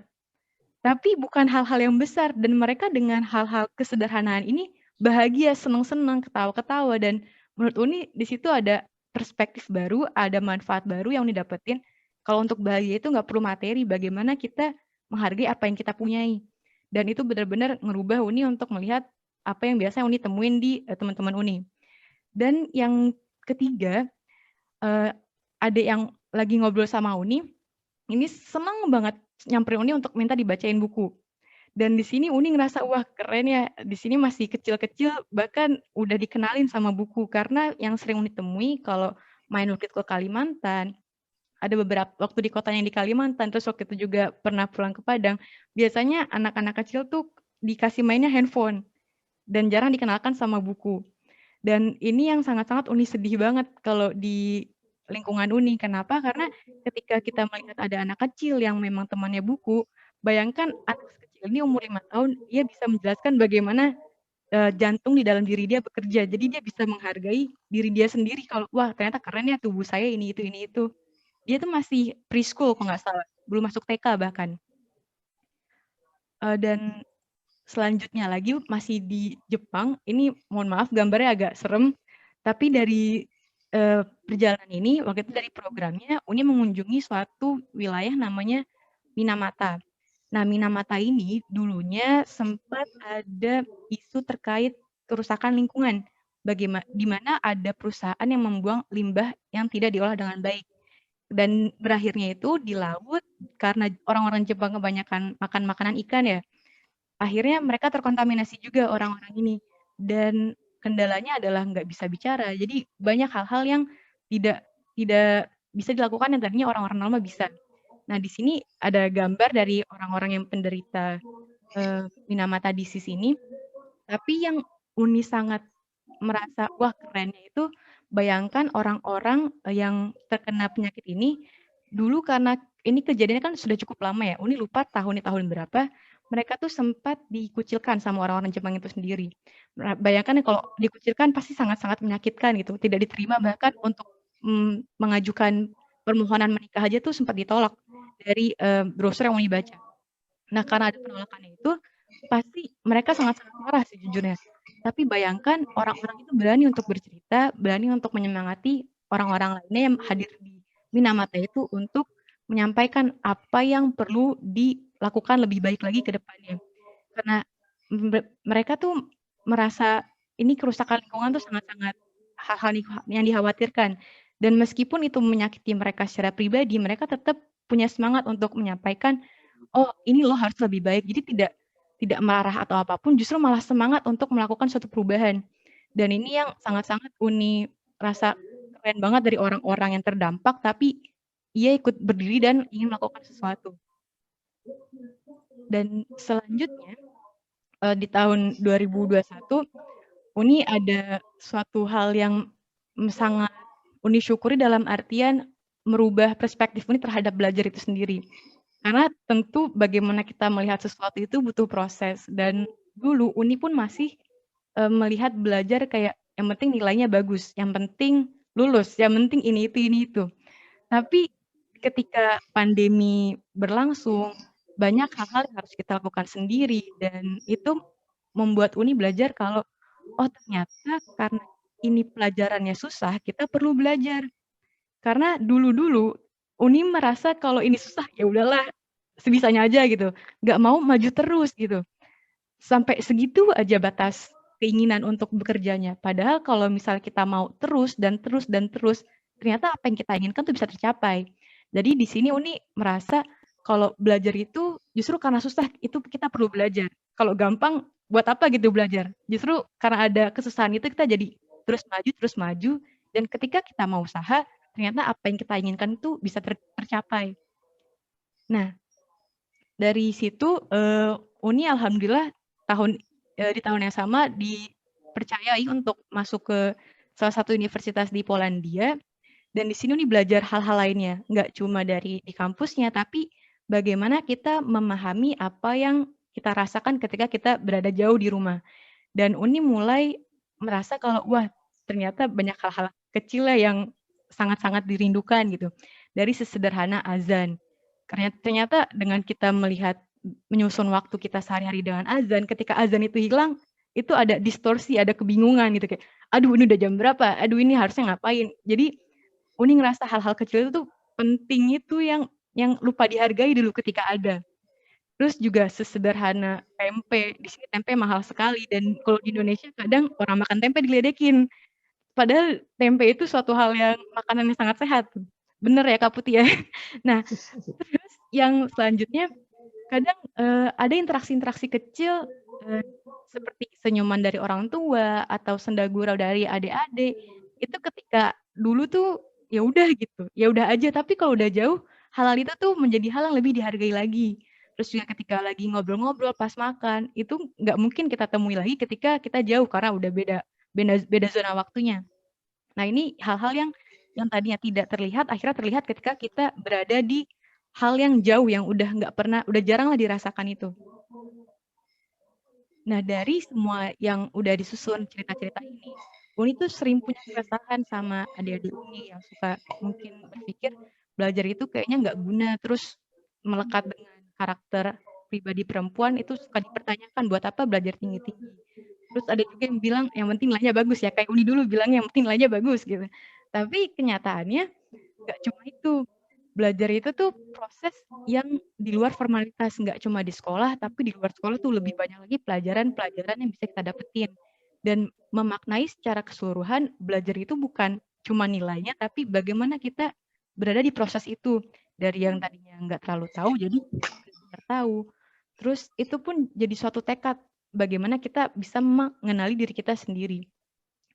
Dan dari apa yang udah Uni sampaikan, 3 hal yang muncul sangat melekat dengan makna belajar menurut Uni itu adalah pertama, belajar itu proses yang panjang. Proses yang hakikatnya nggak pernah berakhir sebenarnya. Selama kita hidup, kita akan terus belajar. Dia akan terus berlanjut terus. Jadi selain proses yang panjang, belajar itu juga bagaimana kita mengembangkan diri, bagaimana kita memaknai sesuatu supaya hal itu bisa berguna buat kita. Dan benar tadi dari yang udah disampaikan dari Pak Doni juga, dan juga Kak Putih, kalau yang selanjutnya ketika kita udah paham, kita perlu membantu lingkungan kita dari entah bagaimana tadi tentang masalah di kehutanan, atau juga bahkan dari keluarga, atau bahkan dari lingkungan sesederhana di sekitar rumah. Jadi tidak berhenti di kita, tapi terus untuk ditransfer ke lingkungan, membawa suatu hal yang bermakna ke orang-orang di sekitar kita dan lingkungan kita. Nah, ini 3 hal yang Uni harapkan bisa melekat di kita-kita semuanya dari proses panjang menjadi diri yang lebih baik, sama membantu lingkungan kita. Nah, dari titik-titik pembelajaran ini, Uni mau mengingatkan kalau sebenarnya setiap orang itu punya titik pembelajarannya masing-masing. Dari hal-hal kecil aja, sederhana. Misal kita punya adik, wah adik kita kok penasaran ya nanya mulu. Nah, itu bukankah suatu hal yang menarik karena kita kok yang udah besar malah jadi jarang bertanya gitu. Itu hal-hal kecil yang kadang kita tidak melihat kalau hal itu tuh ada dan mungkin dari orang tua kita yang sangat tulus, yang benar-benar bisa hadir untuk kita dimanapun ketika kadang nggak ada orang lain gitu. Itu hal-hal ketulusan yang kita harus maknai itu. Jadi tiap orang pada dasarnya punya pembelajarannya masing-masing. Dan pada saat ini tinggal bagaimana kita membentuk titik-titik pembelajaran itu untuk melihat diri kita lagi. Apakah kita memaknai itu atau justru kita tidak melihat hal itu sama sekali. Karena sayang sekali kalau kita tidak paham kalau banyak hal-hal yang bisa kita pelajari di sekitar kita. Nah, tidak berhenti pada saat ini, di masa mendatang akan banyak titik-titik pembelajaran lainnya yang menanti dan yang kedepannya akan membantu kita untuk menjadi lebih baik lagi, mengembangkan diri kita. Dari itu semua, yang terpenting di sini, coba maknai belajar caramu itu seperti apa. Kalau untuk Uni, belajar itu bertemu orang-orang baru, pergi ke tempat baru, karena di situ Uni banyak mendapatkan hal-hal bermakna yang bisa membantu diri Uni jadi kenal diri Uni sendiri, jadi lebih baik. Nah, maka teruslah mengembara, teruslah bertemu orang, teruslah ke tempat baru. Tapi yang terpenting, teruslah belajar, karena belajar itu tidak akan pernah berhenti sampai kita menutup usia. Dan mungkin sekarang giliran adik-adik Uni nih yang mau berbagi pembelajaran dari cerita pagi ini. Paling itu aja Bunda Sony, terima kasih. Oke, menarik banget Uni Siva cerita-ceritanya.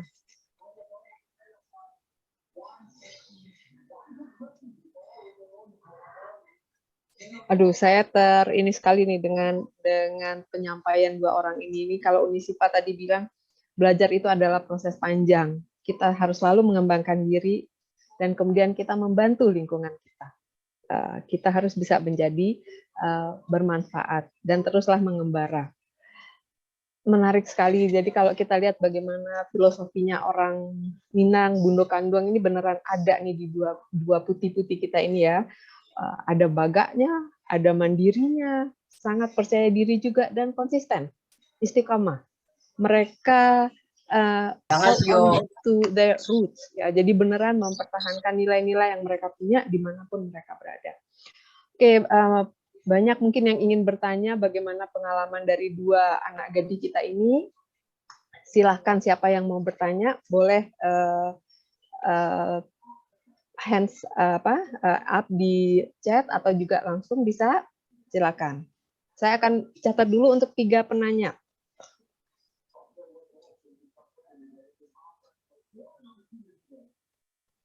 Silakan raise hand yang mau bertanya.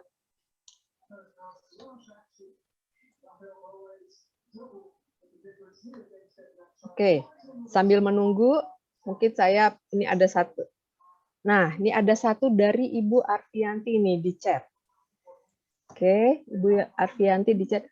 Bagaimana caranya menumbuhkan kesadaran? Oke, gimana kalau Ibu Arfianti langsung berbicara nih Ibu?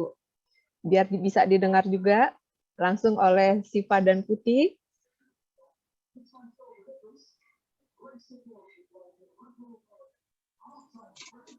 Assalamualaikum Bundo Sony, terima kasih atas waktunya. Maaf nggak bisa kamera karena sinyalnya kali ini disentul. Iya. Jadi gini, Adinda Siva, ini pengalaman pribadi nih. Susah untuk menumbuhkan rasa kesadaran pada anak untuk belajar. Nah, jadi gimana ya caranya? Mohon solusinya ya, Adinda Siva. Terima kasih. Oke, dari Bunda Arfianti tadi, pertanyaan yang pertama, bagaimana menumbuhkan kesadaran nih kepada anak-anak untuk belajar? Ada yang lain yang mau bertanya? Oke, kalau enggak mungkin dari saya juga pengen nanya dari tadi. Untuk Siva sama Putih, ini kan bagaimana caranya meyakinkan ke orang tua untuk minta izin boleh pergi-pergi? Itu. Jadi saya ingin tahu apa sih yang dilakukan sehingga bisa dilepas oleh orang tua ke tempat yang tidak mudah loh, bukan yang hanya pergi sebentar dan alamnya juga kita nggak tahu kondisinya seperti apa. Oke, mungkin kita tampung dulu 2 ya, sambil yang lain kayaknya ada banyak pertanyaan nih masih berpikir. Silakan mungkin dari pertanyaan yang pertama dulu tadi, menumbuhkan kesadaran dari belajar. Siapa dulu? Mungkin dari Putih dulu.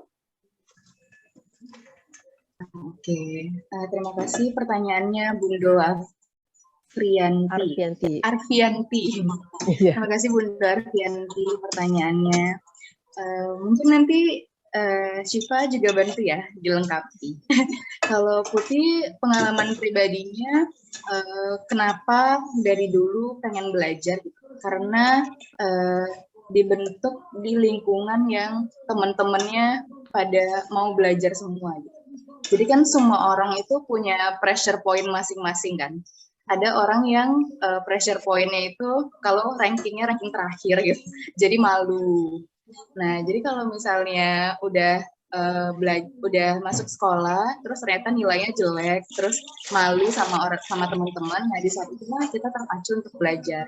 Kalau misalnya anak-anak sih, mungkin disesuaikan sama adik-adik yang Bundo Arfianti mau tumbuhkan rasa keinginan untuk belajarnya.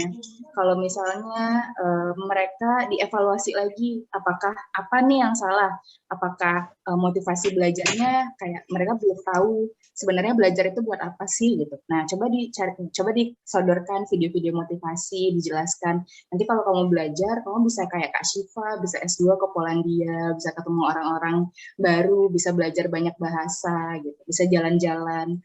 Kalau misalnya mereka yang salah adalah lingkungannya, kayak lingkungannya kurang kompetitif, lingkungannya berada di lingkungan yang lempeng-lempeng aja, teman-temannya ya udah kalau belajar kalau enggak ya berarti lingkungannya yang harus dievaluasi, apakah ditempatkan di suatu lingkungan baru yang orang-orangnya lebih kompetitif, lebih termotivasi untuk belajar, dipertemukan dengan orang-orang yang udah merasakan manisnya buah pendidikan itu seperti apa gitu. Ini kayak relate ke ceritanya Syifa yang tadi kan, yang justru saat orang-orang itu dikenalkan bahwa ini nih pendidikan gitu, ini nih ada sekolah gitu.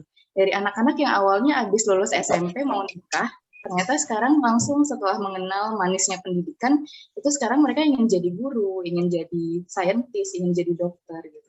Jadi yang salah itu sebenarnya ketidaktahuan mereka bahwa pendidikan itu manis gitu. Dan tanggung jawab kita semua lah untuk menunjukkan pada mereka bahwa belajar itu mungkin awalnya susah, tapi at the end, buah yang kamu panen dari situ kayak beyond your imagination, beyond dari apa yang kamu bisa expect. Jadi mungkin tanggung jawab kita sama-sama untuk memotivasi ya Bundo. Terus evaluasi lingkungannya, siapa tahu lingkungannya lempeng, jadi nggak terlalu berkompetisi anaknya untuk belajar di situ. Dipindahkan ke lingkungan yang lebih baik. Terima kasih. Mungkin boleh dari Syifa ya. Oke, silakan. Bundo Sony boleh menambahkan? Boleh. Jadi begini Adinda Syifa, itu udah Ibu lakukan semua itu sebetulnya. Karena Ibu juga pengajar. Nah, jadi sudah memotivasi anak, sudah bahkan anak itu kecil-kecil sudah dibawa ke kampus. Nah, jadi kemudian sudah dikasih reward juga kalau nilainya bagus, tapi tetap juga susah. Nah, akhirnya Bundo itu memaksa anak untuk belajar. Nah, jadi kalau misalnya mereka di sekolahan bab 1, Bundo sudah mengharuskan mereka mempelajari bab 2. Jadi 1 bab lebih dulu dari kampus. Hasilnya memang bagus. Anak itu ranking, tapi dengan keterpaksaan. Setelah mereka kuliah tingkat 2, Bundo tuh nanya ke anak, namanya Fani dan Ivan ya. Ternyata mereka itu nggak terima dipaksa untuk belajar. Nah, tapi setelah sekarang dia bisa masuk UGM dan kedokteran UGM dan kedokteran UI, baru mereka sadar kalau sekiranya untung dulu mama memaksa dia untuk belajar. Kalau tidak, dia tidak bisa dapat perguruan tinggi yang bagus.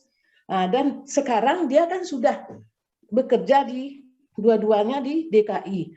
Jadi dari pengalaman itu ternyata tuh memaksa anak tuh tidak bagus gitu loh.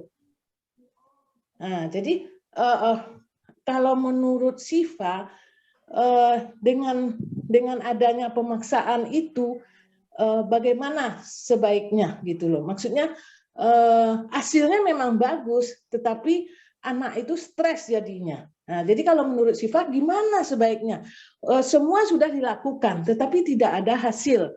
Nah, jadi bagaimana caranya supaya kita menginginkan anak tidak memaksa, tetapi anak itu bisa berhasil gitu loh, Adinda Syifa. Terima kasih, Bunda Sony. Ya, silakan Uni Syifa. Makasih Bunda Arfi atas pertanyaannya, menarik banget dari ceritanya. Dan kebetulan pun kemarin sempat diobrolin sama Profesor Syifa di sini bagaimana kondisi yang baik untuk belajar, karena apa yang Syifa pelajari kan tentang bagaimana manusia itu berpikir. Dan beliau menyatakan kalau memang ada prosesnya, kita tuh ada di lingkungan yang butuh paksaan untuk belajar, tapi ada kekurangannya ketika adanya bentuk paksaan itu menahan anak-anak atau mereka yang belajar untuk lebih kreatif karena ada paksaan di dalam itu. Tetapi menurut Syifa yang lebih terpenting dari pengalaman Syifa waktu itu ngajar anak-anak kecil, bagaimana kita tahu apa yang bisa mereka terima dan bagaimana kita tahu juga apa yang mereka tolak. Dan kita tuh bisa memahami itu ketika kita memang banyak berinteraksi dan terbuka banget sama anak-anak ini. Kebetulan dari pengalaman Syifa, anak yang Syifa ajar itu sangat-sangat tidak bisa menerima matematika. Tetapi ketika berinteraksi langsung, ngobrol, benar-benar ngobrol di luar pelajaran, karena kita berusaha aja, coba paham sebenarnya yang ditakutkan itu bukan matematikanya, tetapi yang ditakutkan, ia takut nggak bisa. Dia takut ketika dia salah. Jadi bagaimana kita membuat apa yang ditakutkan itu menjadi suatu hal yang ini proses, ini nggak apa-apa gitu. Jadi yang terpenting kita perlu paham apa yang menghambat dia terlebih dahulu.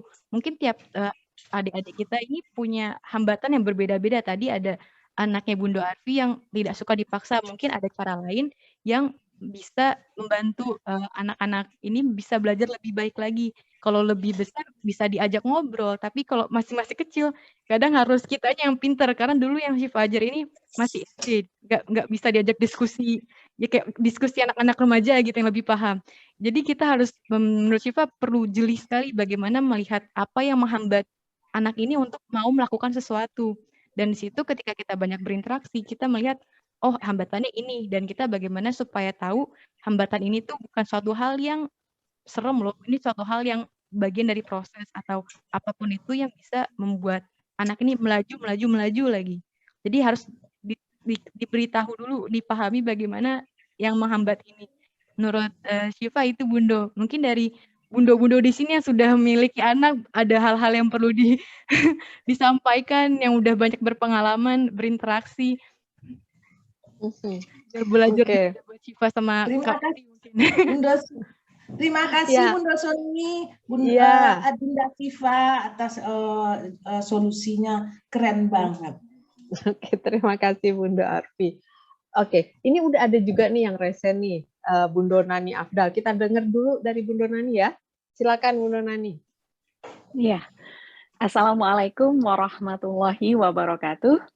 Oh ya, Bunda Nani ini di Washington loh ya. Iya. Ya, terima kasih Bunda Sony dan Masya Allah terima kasih kepada Putih, terima kasih kepada Syifa. Masya Allah pembicara malam ini luar biasa dengan pengalamannya yang saya hanya ingin menyampaikan apresiasi yang luar biasa atas capaian yang sudah yang sangat-sangat kalau kita bilang sebagai Bundo Kandung tentu kita akan bangga gitu ya dengan anak-anak muda yang punya prestasi yang luar biasa dengan semangat yang Masya Allah. Dan ini juga buat Putih, untuk informasi saja, bundonya Putih itu sama KKN dengan Bundo Nani dulu di Sungai Garinggiang. Jadi Masya Allah dengan capaian yang iya Bundo Wiwi ya nanti sampaikan. Jadi selamat sekali lagi, mudah-mudahan segala keberhasilan yang sudah dicapai ini membuat para anak muda Minang, gadih Minang akan memberikan kontribusi yang maksimal, yang positif, baik di dalam maupun di luar negeri. Insya Allah yang paling ini juga buat kita adalah sebagai orang tua tentu akan menjadi satu hal yang sangat positif dan membuat sebagai gadih Minang kita tunjukkan bahwa inilah maksimal yang kita bisa lakukan dan insya Allah manfaatnya dan keistiqomahan anak-anak muda Minang ini akan menjadi contoh dan teladan yang sangat baik. Itu saja yang ingin saya sampaikan. Sekali lagi selamat, mudah-mudahan sukses terus dan terus istiqomah dalam ketaatan kepada Allah dan kebaikan insya Allah. Ya gitu aja Bunda Sony dari saya. Oke. Wassalamualaikum warahmatullahi wabarakatuh. Waalaikumsalam Bunda Nani. Oke, dari Bunda Nani tadi, nah mungkin balik ke pertanyaan saya tadi. Mungkin saya pengen tahu nih dan beberapa Bunda juga ingin tahu bagaimana cara Syifa dan Putih meyakinkan orang tua meminta izin sehingga diberikan izin untuk melakukan kegiatan yang sekarang ini. Silakan siapa duluan nih? Putih mungkin duluan, habis itu Syifa. Baik, terima kasih pertanyaannya Bunda Sony. Mungkin untuk jawaban ini masing-masing akan sedikit berbeda ya, karena ini kan tergantung orang tuanya. Jadi mungkin ini agak lebih berat memang bagi perempuan dibandingkan bagi laki-laki. Karena secara kultur kan memang di Minang laki-laki lebih umum untuk merantau. Sementara kalau anak perempuan kan ekspektasinya itu adalah di rumah, belajar yang bagus, terus nanti menjadi bundo kandung yang baik gitu. Kalau secara adat gitu, secara budaya. Jadi karena Putih udah merantau dari SMA dan merantaunya lumayan jauh, cara paling baik untuk meyakinkan orang tua itu adalah dengan membuktikan bahwa kalau misalnya kita berangkat ke negara lain, ke tempat lain, bertemu orang-orang baru, nggak diawasi secara langsung, itu kita tetap pulang sebagai anaknya gitu.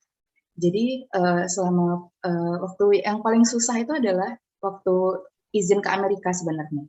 Karena waktu izin ke Amerika itu Putih posisinya belum pernah pergi dari rumah sama sekali. Anak bungsu, cucu perempuan satu-satunya gitu. Terus udahlah mau pergi, itu perginya bukan ke Payakumbuh yang bisa naik mobil 2 jam disamperin gitu kan. Harus ngurus visa segala macam.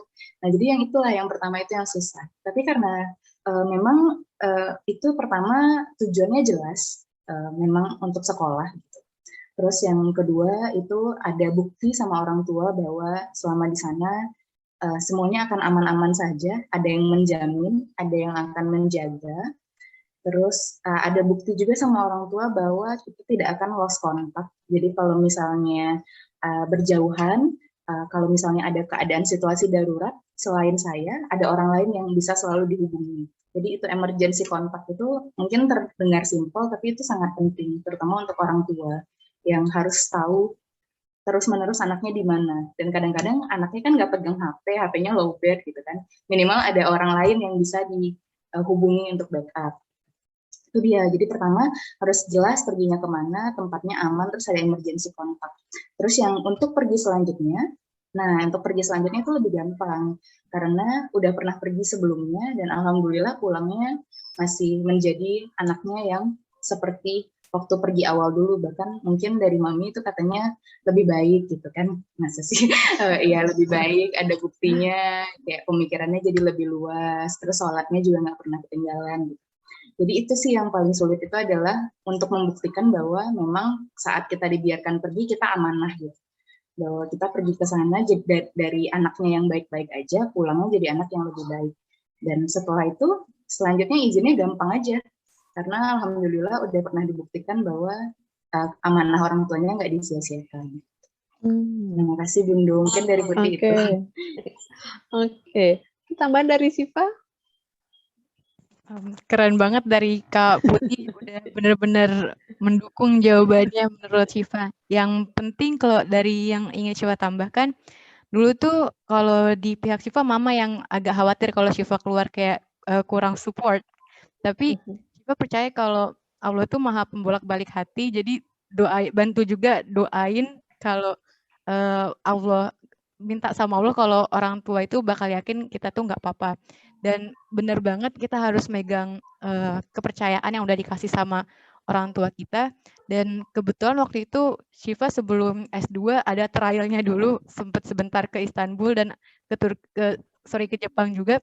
Dan itu Siva rasa mungkin dari perspektif mama sama papa tidak melihat ada hal yang membuat Siva tuh menjadi mungkin yang sholatnya malah jadi kemana-mana atau gimana, tapi membuat Siva jadi lebih semangat atau membuat Siva lebih berkembang. Dan itu Siva yakin sangat meyakinkan keduanya, mama papa, untuk lepas Siva juga buat pergi lanjutin S2-nya.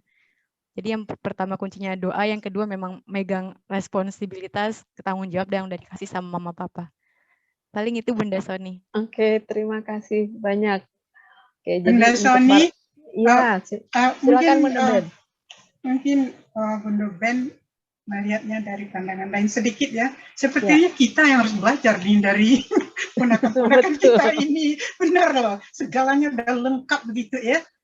Oke, tentang izin tadi, mungkin ya kita lihat dari bundanya, dari ibunya begitu. Kita dari kecil itu harus mendidik anak kita dari segi agama, tata cara, dan segala macamnya, sehingga kita itu memberikan kepercayaan kepadanya. tidak mungkin kita akan mengikuti mereka terus, ya begitu. Tapi kalau kita sudah mendidik anak kita itu dari berbagai aspek agama, segalanya, ada bersandi syarat-syarat bersandi kita pula yang Minang kita ini apa yang sumbang balik segalanya itu kan umumnya kita Minang ini kita udah dapat begitu ya, dari kecil itu kita udah ditanamkan segalanya itu. Dan si Bunda ini setelah melengkapi segalanya itu, jelas agama dan doa begitu ya. Nah, kita akan memberikan kepercayaan kepada mereka. Kita mengatakan bahwa kita percaya pada anak, pada kamu nak, dan kamu sudah tahu bagaimana yang baik dan yang jeleknya. Nah, dengan demikian itu mungkin juga ibu itu merasa rela untuk melepas anaknya karena udah dibekali dari kecil begitu. Barangkali itu tambahannya, Bu Sony. Oke. Karena ini itu yang terjadi pada Bunda Ben. Karena sejarah Bunda Ben ini sepertinya pas seperti Syifa begitu ya. Sepertinya Syifa itu mengikuti jejak umahnya begitu. Jadi memang begitu. Kita harus ditanamkan kepercayaan oleh ibu kita. Jadi dengan kepercayaan itu kita memegang teguh, kita tidak mau mengecewakan ibu kita begitu. Betul. Oke, terima kasih Bundo Ben tambahannya. Oke, mungkin ada bundo-bundo yang lain yang ingin berbagi mungkin pengalaman juga atau yang ingin bertanya apa yang dilalui oleh anak-anak kita ini. Silakan. Oh, ini ada satu yang masuk melalui WA nih saya. Bertanya ini untuk Dokter Melati katanya. Setelah 1 tahun di Amerika, biasanya ada yang pulang dengan culture shock. Itu apakah Putih juga mengalami dan bagaimana mengatasinya? Ini dia malu untuk bertanya langsung jadi WA saya. Silakan. Terima kasih Bundo. Bundo siapa itu? Bundo Anaknya Sony. kayaknya nggak mau dikasih tahu, kasih. tapi ini lewat WA saya. Oh iya. Malu dia. Ayo, terima kasih pertanyaannya. Iya sih, jadi sebenarnya sebelum kita dari program Putih yang berangkat ke Amerika itu, sebelum kita berangkat sebenarnya kita ada orientasinya, hampir 2-3 mingguan. Dan di orientasi itu dijelaskan bahwa nanti culture shock-nya 2 kali. Waktu di Amerikanya sama waktu pulangnya. Dan ternyata culture shock yang paling bikin kaget itu justru bukan di Amerikanya. Karena waktu di Amerikanya kita di sana masuk pelan-pelan asimilasi, adaptasi gitu. Jadi lama-kelamaan kita terbiasa dan mulai nyaman. Dan Amerika kan semuanya sangat comfortable dan semuanya sangat sangat mudah gitu kan. Nah jadi untuk penyesuaian di Amerika, selain dari penyesuaian bahasa dan bersosialisasi dengan penduduk sana, semuanya mudah aja gitu. Yang bikin kaget nanti adalah saat pulang ke Indonesia. Jadi saat pulang ke Indonesia itu waktu Putih nyampe bandara, itu Mami itu susah ngikutin dari belakang karena Putih jalannya cepat banget gitu. Jadi dan Putih nggak sadar Putih jalan secepat itu gitu. Karena di US kayak semua orang nggak slow moving gitu. Mereka rush ke semua tempat. At least itu yang Putih alami di keluarga Putih gitu. Dan kita terbiasa keep up dengan pace itu ya. Terus waktu di bandara juga kita ditawarin waktu itu nggak usah bilang maskapai mana sih, ya kita ditawarin biar bisa bagasinya gratis tapi bayarnya pribadi ke abang-abang yang jualan bagasi gitu, kayak nyogok main bawah, main belakang gitu. Nah terus buat orang Indonesia kan itu kayak mempermudah kan, jadi nggak bayar mahal gitu. Tapi karena di US kita udah diajarkan, di luar negeri itu diajarkan kayak jangan, mungkin kamu bayar bagasinya nggak seberapa tapi pesawatnya jadi berat, kayak safety flag-nya compromise gitu. Kita udah diajarkan untuk berpikir sejauh itu, jadi kita tolak. Terus agak kaget juga tuh kok bisa ditawarin di bandara kita gitu juga ceritanya. Terus habis itu juga masalah tepat waktu. Jadi kalau misalnya ada rencana apa-apa sama teman-teman ya kita ready-nya tuh lebih awal dari mereka, dan kita selalu kayak Bundo Ben deh, selalu follow up jauh-jauh hari malahan gitu. Di Indonesia nggak ada, kayak dadakan aja, bahkan 5 menit sebelum presentasi pun dikabarin presentasi ya hajar gitu. Kalau di Indonesia kan mainnya kayak gitu kan. Jadi memang culture shock itu akan terjadi. Tapi justru itulah saat kita keluar negeri itu pembelajarannya nggak stop di sana. Dan pembelajarannya nggak selesai saat kita pulang. Justru pembelajarannya itu adalah saat kita kembali dan berusaha lagi menyesuaikan diri kita sebagai global citizen yang pulang kampung gitu. Bukan sebagai orang Amerika yang panik kok tiba-tiba masuk ke Indonesia lagi gitu. Nah kayak gitu. Nah justru kalau misalnya kita bisa melihat culture shock kedua itu sebagai pembelajaran dan kita bisa mengatasi itu dengan baik, di sanalah goals globalnya sempurna gitu. Jadi nggak apa-apa culture shock, memang itu adalah part dari pembelajaran seperti yang dibilang Syifa. Semua yang susah itu belajar. Kalau nggak susah ngapain belajar gitu. Dan justru nanti rewardnya adalah saat kamu berhasil dan saat orang-orang bilang, oh iya bener ya, ada gunanya ya kamu keluar negeri gitu. Sering banget, oh pantas ya kemarin keluar negeri itu kayak oke. Nah di saat itulah kita bangga gitu bahwa kita sudah merepresentasikan orang Minang yang keluar negeri dan pulang dengan baik. Jadi culture shock-nya ya hadapi aja, jalanin aja. Kalau misalnya value-nya udah benar dari dalam, insya Allah akan lewat-lewat aja. Terima kasih, Bundo. Ya. Syifa mau menambahkan? Terima kasih, Putih. Syifa sepertinya belum berpengalaman karena belum pulang dengan waktu yang lama di luar ya, Bundo. Kemarin di Jepang dan Turki itu cuma sebentar doang soalnya, Bundo. Oke. Jadi pengalamannya malah pada saat kembali itu yang lebih berat ya, pada saat kita kembali lagi ke rumah kita untuk tetap kembali lagi ke akarnya kita gitu ya. Oke, terima kasih. Ini dari semoga nih yang bertanya, yang malu tadi udah mendengarkan juga pertanyaannya, karena ditambahkan juga dia punya teman yang ikut program seperti Uni Putih tapi kembalinya jadi orang yang berbeda katanya. Ya mungkin memang lebih berat pada saat mengalami culture shock ke dalam ya. Oke, ada ya mungkin yang akan bertanya lagi nih? Oke, di dalam chat room.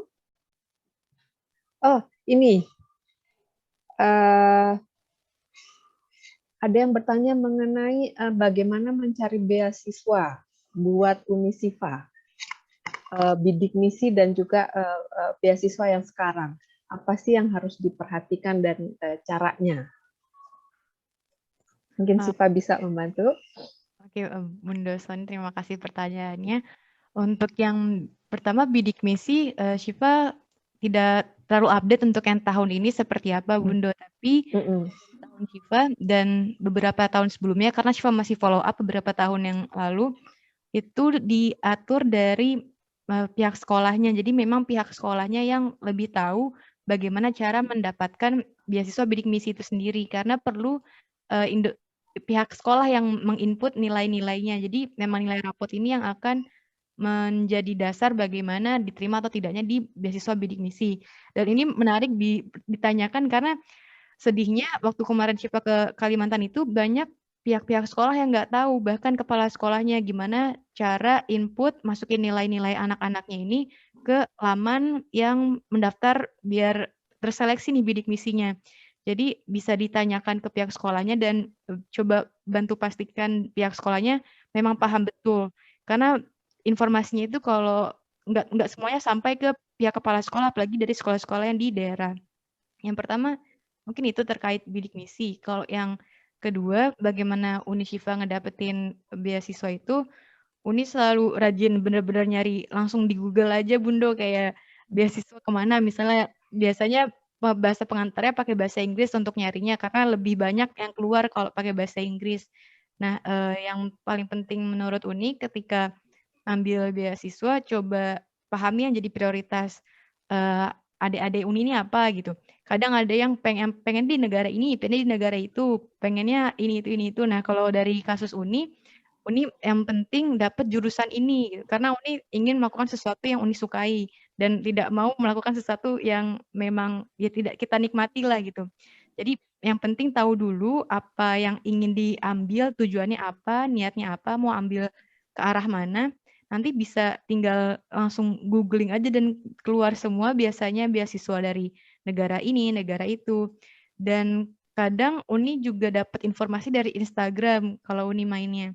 Jadi banyak dari akun-akun Instagram yang nyediain tentang beasiswa. Nanti bisa Uni kirimin di chatbox apa aja Instagram-Instagramnya biasanya Uni lirik, dan itu nggak cuma memberikan informasi tentang beasiswa, tapi bagaimana melengkapi kebutuhan beasiswanya, karena kadang ada yang butuh surat motivasi, ada yang butuh surat rekomendasi, jadi informasinya tidak terbatas dari beasiswanya aja, tapi hal-hal yang mendukung untuk persyaratan beasiswanya.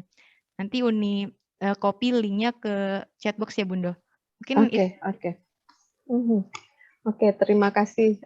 Ini untuk yang bertanya dengan mengenai bagaimana untuk mendapatkan beasiswa. Jadi memang kita jadi harus rajin juga mencari informasi karena ternyata peluang itu sangat banyak. Tapi mungkin kita tidak sampai ke mendapatkan informasi tersebut.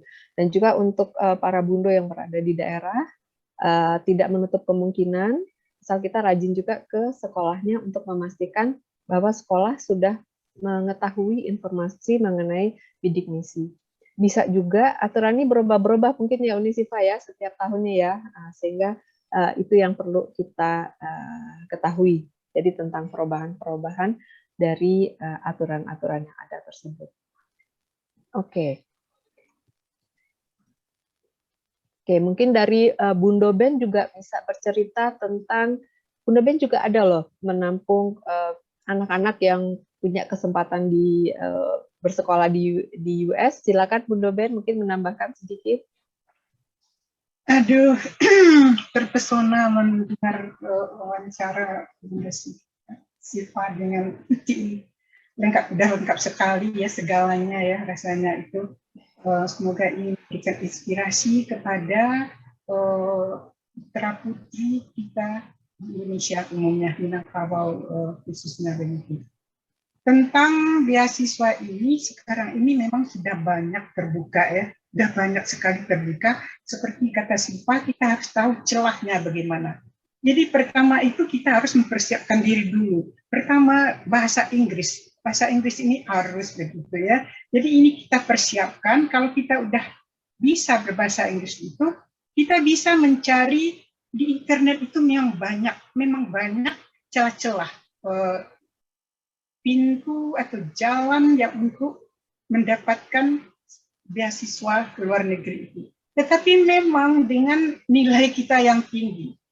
Biasanya umumnya ya kita sekolah ke luar negeri itu memang harus ada sponsor begitu ya.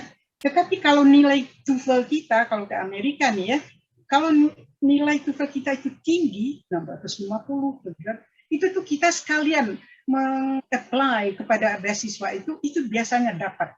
Jadi tergantung juga kepada capability kita ini begitu.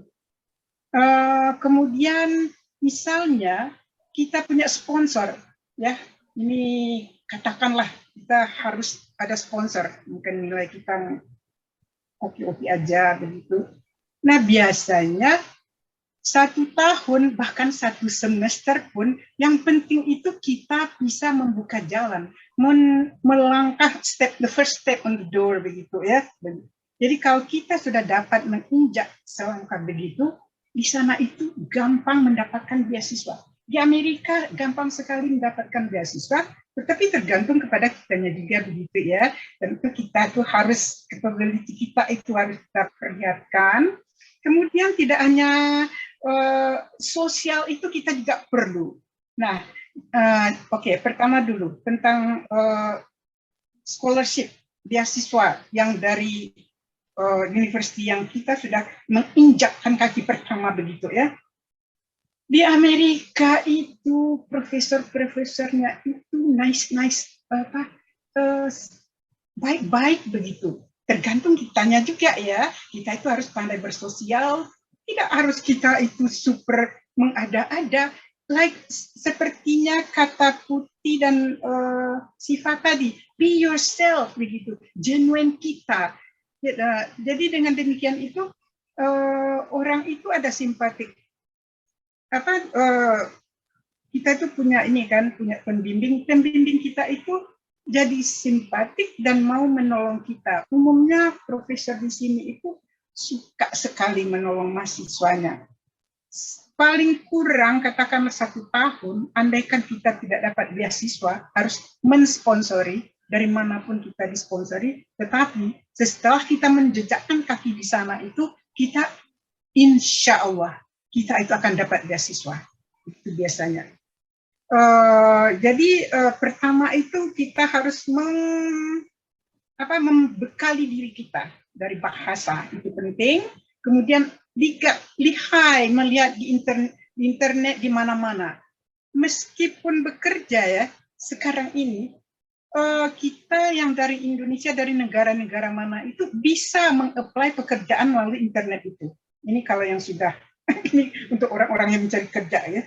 Tetapi itu yang penting tadi bahasa, komunikasi. Kalau tidak bisa berbahasa yang baik, berkomunikasi itu, bagaimana kita akan berkomunikasi, begitu ya? Jadi ini udah lebih dari yang ditanyakan untuk mendapatkan beasiswa. Mungkin caranya itu sepertinya gampang aja dibilangin, oh cari di internet begitu. Tetapi kita harus memang gigih begitu. Enggak 1, 2, 3, 4. Di sini orang-orang melakukan melamar begitu ya, memberikan mengirim permohonan itu bukannya 10-20 itu ratusan. Ada yang mencari kerja itu ada 1000 katanya begitu ya, men-apply begitu. Juga dengan mendapatkan beasiswa. Pintu itu sudah banyak terbuka sekarang. Cuma tergantung kitanya lagi begitu. Kemudian mungkin tambahin sedikit gitu ya tentang prestasi. Seperti Siva juga bilang tadi ya, belajar di luar negeri itu tidak hanya untuk mendapatkan grade yang bagus. Oh, semua umumnya kita Indonesia itu kita itu bisa mencapai, mereka itu tujuan mereka mencapai straight A+. Tetapi setelah itu, bagaimana? Pulang ke Indonesia, tidak bisa ke lapangan, tidak bisa bersosial begitu. Jadi maksudnya itu, kalau kita ke luar negeri, kita harus mempelajari juga bagaimana cara sosialnya, environment dan segalanya, menyesuaikan diri, tata cara begitu, yang sesuai dengan adat kita, begitu ya. Jadi tidak hanya melulu untuk mendapatkan nilai yang tinggi saja, tetapi juga harus bersosial begitu. Ini yang akan kita bawa bekal nanti. Seorang profesor, seorang yang pintar gitu ya, itu belum digaranti bisa menjelaskan, menerangkan, mengajarkan, meskipun dia tuh pintar. Tetapi di sana itu ada faktor-faktor lain yang menentukan. Jadi sosial itu yang melingkupi banyak gitu ya, cara maksudnya itu cara bersosial yang benar begitu amatlah penting. Kita itu setelah belajar di sekolah di Amerika ya, ini pengalaman saya juga dulu, kan? Kita itu cuma belajar aja. Nanti itu pembimbing kita mau, ayo kamu istirahat, weekend kita harus pergi gitu-gitu. Saya tuh nggak mau gitu-gitu ya.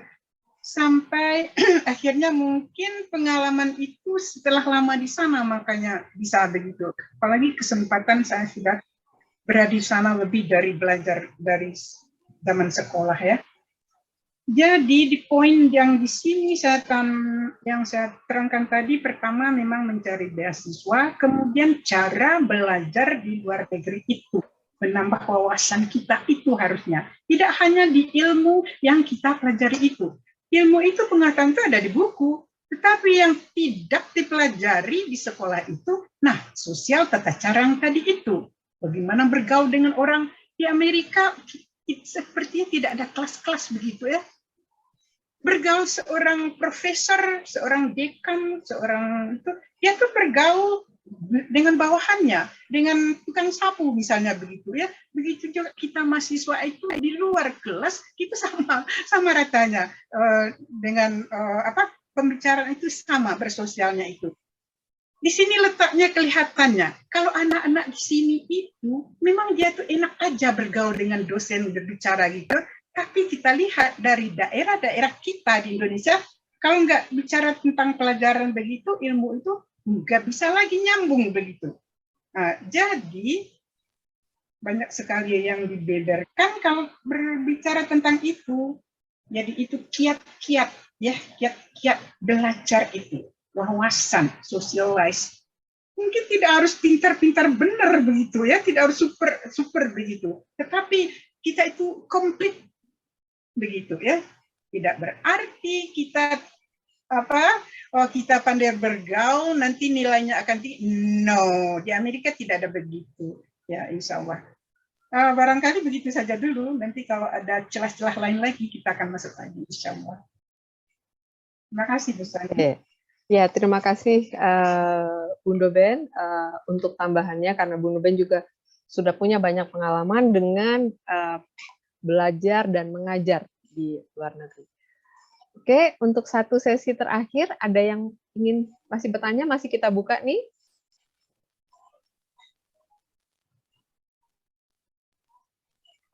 Oke, kalau tidak, tadi saya udah catat alamatnya juga, Siva, juga alamat emailnya dari Putih.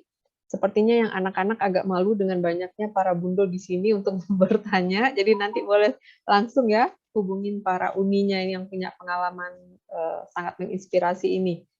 Oke, sebelumnya mungkin sebentar Bunda Soni. Ya, jadi Bunda. Ya ini untuk anak-anak kita nih ya, untuk bundo-bundo dan anak-anak kita ini sepertinya presentasi kita ini tidak hanya untuk remaja-remaja saja, tetapi untuk bundo-bundo juga ya, lebih banyak. Sepertinya kita banyak belajar nih dari putri-putri kita ini ya. Jadi ini program BKN, kita namakan ini program remaja BKM. Jadi remaja-remaja, anak-anaknya bundo kanduang di mancanegara, tetapi juga termasuk yang di dalam negeri, begitu ya. Program kita ini akan berlanjut nanti.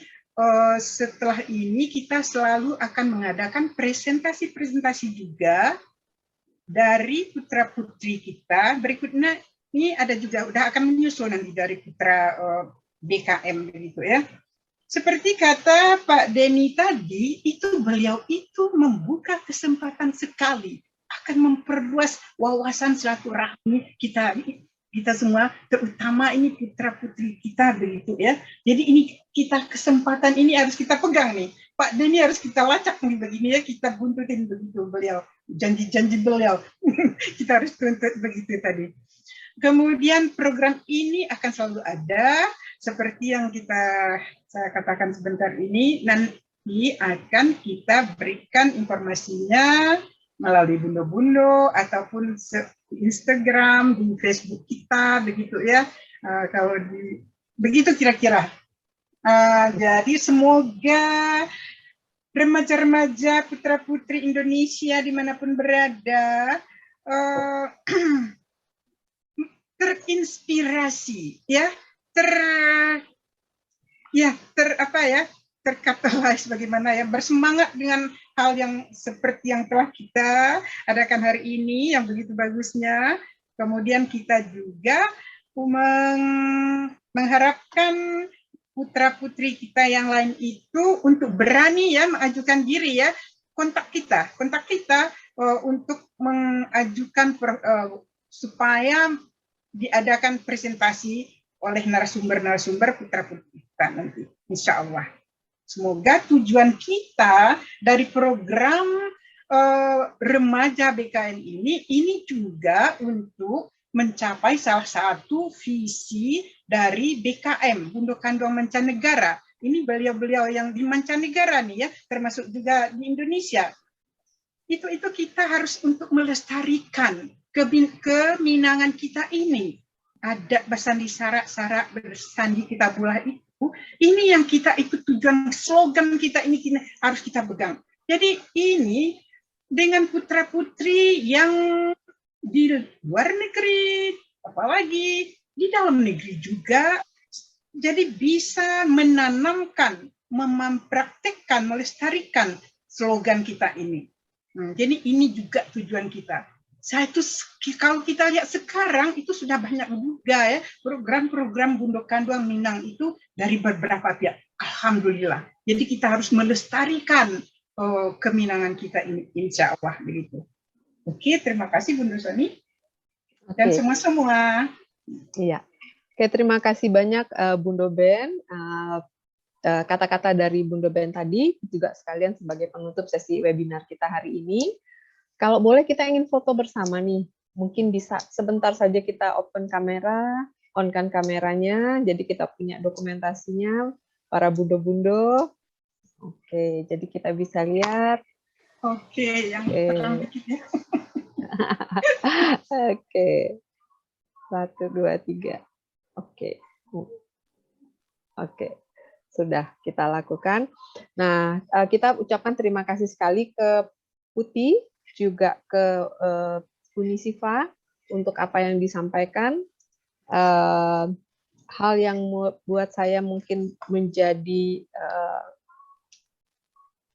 catatan buat kita yang bisa menginspirasi juga kita dan anak-anak adalah selalu berpegang lagi kepada akarnya kita, yang adat basandi sarak-sarak basandi kita buat tadi. Di dalam semua penyampaian mereka berdua ini selalu mengacu kepada beberapa ayat yang ada di dalam Al-Quran. Alhamdulillah sekali untuk hal tersebut. Kemudian belajar itu adalah proses yang panjang, jadi tidak berhenti. Jadi kami di sini para Bundo juga akan tetap terus belajar untuk mengembangkan diri. Kita punya titik-titik pembelajaran, ada yang dari masa lalu dan juga ada yang untuk masa depan. Jadi kita masing-masing punya titik pembelajaran yang berbeda. Masing-masing kita unik, tapi jangan pernah berhenti belajar, gitu ya Unisifa ya. Saya rasa itu sebagai penutupnya. Terima kasih banyak untuk semua Bundo yang telah hadir di sini, juga untuk anak-anak yang ada di belakang Bundonya masing-masing. Jadi kalaupun kita lihat ada beberapa cuma di sini, tapi sebenarnya di belakang mereka banyak anak-anaknya loh, tapi tidak mau muncul di kamera, tapi mereka mengumpet dan menitip pertanyaan. Jadi terima kasih untuk semua. Insya Allah kita punya sesi yang lain lagi, dan juga kita sangat ingin juga Unisifa dan Putih bisa juga sharing tidak hanya di sesi ini. Mungkin kalau ada permintaan lagi, kita mungkin akan bisa mengulang cerita ini karena ceritanya sangat menarik dan inspirasi sekali. Saya rasa itu. Terima kasih Bundo-Bundo semua yang sudah hadir. Dengan demikian, saya tutup sesi webinar ini. Assalamualaikum warahmatullahi wabarakatuh. Waalaikumsalam warahmatullahi wabarakatuh. Terima kasih semua-semua. Sampai ketemu lagi, insya Allah. Oh ya, jangan lupa mengisi absen bagi yang belum mengisi. Ya, assalamualaikum warahmatullahi wabarakatuh. Waalaikumsalam warahmatullahi wabarakatuh.